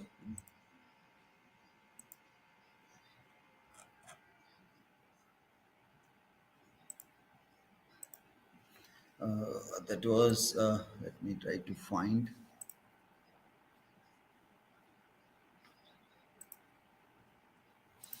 This book. We referred to this. From this source, we discussed everything in our this. So we discussed this, a wasteland of influenza. From Viral Modernism is a book, and this out. This is what you were also told to watch video, but you have referred nothing about this in pandemic poem.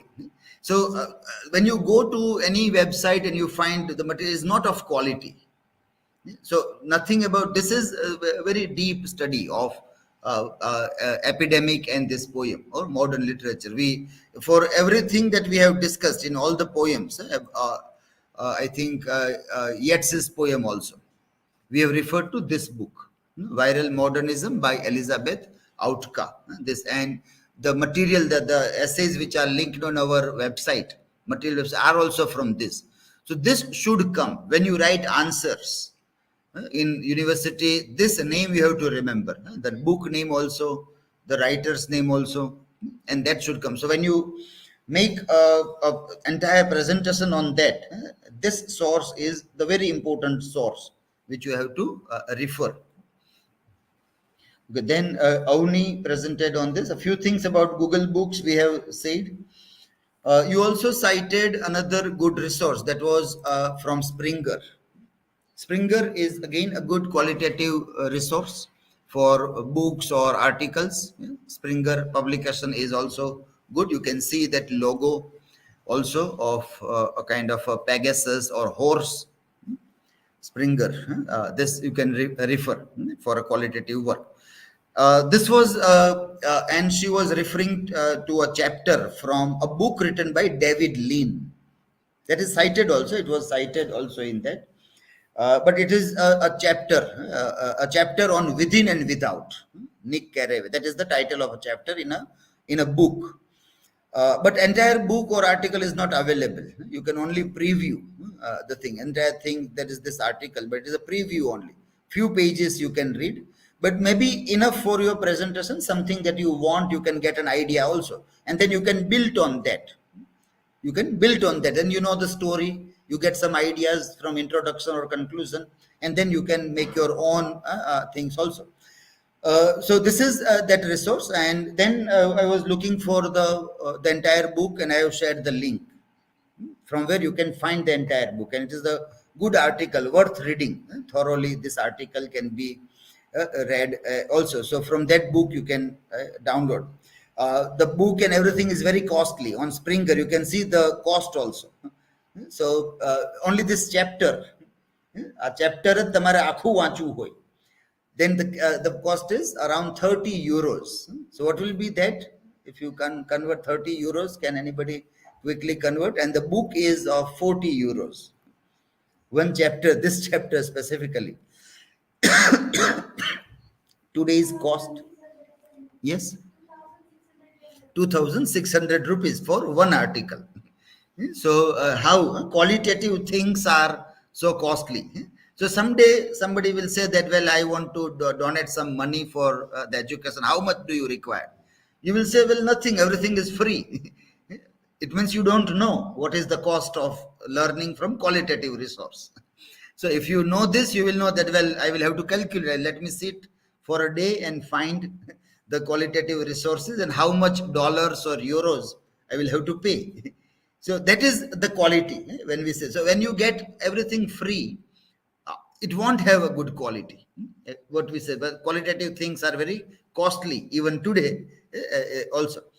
But there are this Baharvatiyas of these things. They upload things free of cost so that the poor people like us can download from free resources. So that is the reality. Though we keep on telling the story that we are shining, we are rich people, India is rich. This, but then rich means what? Can we easily buy such articles?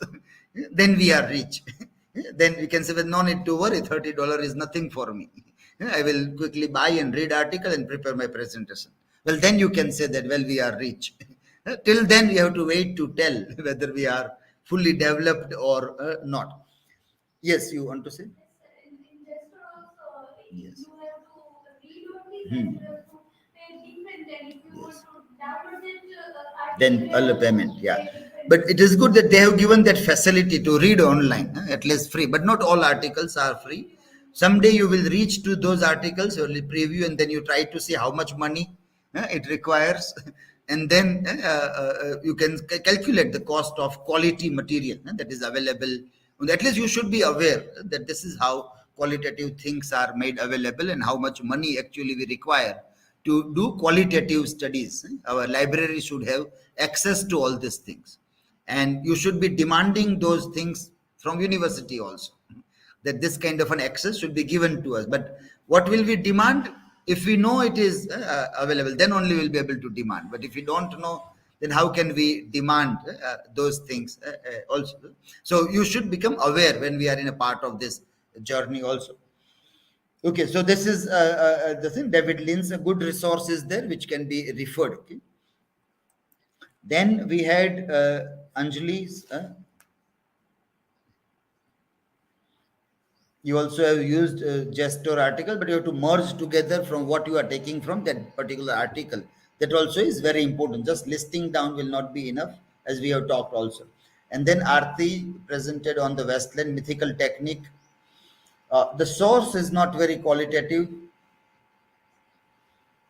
in that, but there was a good reference to this which might have been reached to. This was the work which was referred in that article. So Adonis, Attis, Orisis, and how Asian gods are connected with that.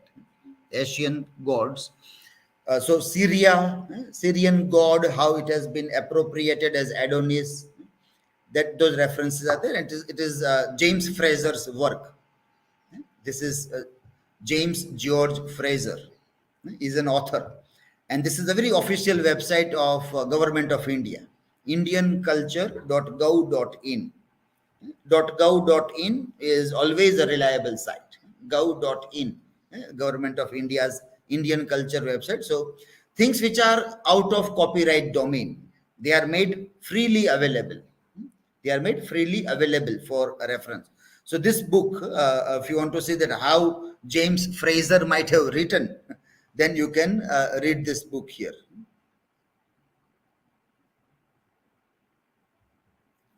Archaeological Survey of India is now owning this things.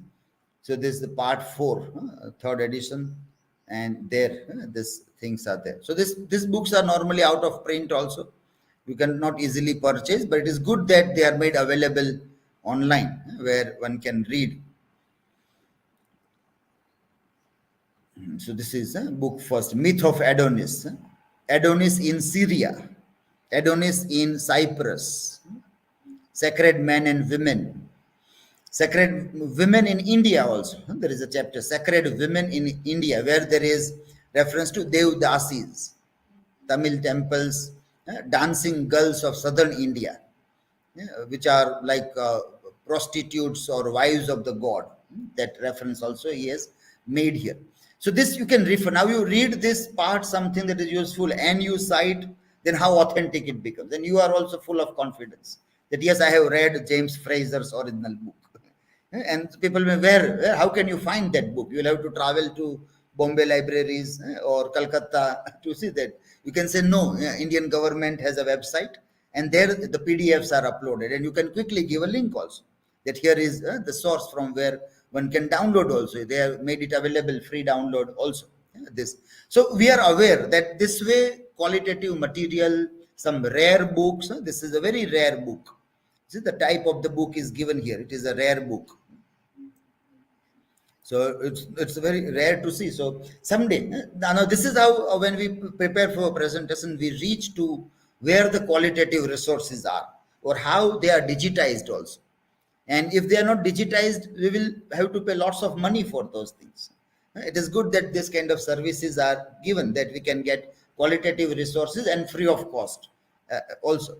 And so આપણને ખબર હોય તો જ્યારે કોઈ આવું કામ કરતા હોય તો આપણે એની સાથે ઊભું રહેવાનું મન થાય કે ચાલો કઈ દાન જોઈએ છે તો 10% દાન આપીએ અમારા પગાર, કારણ કે આ કામ સારું છે.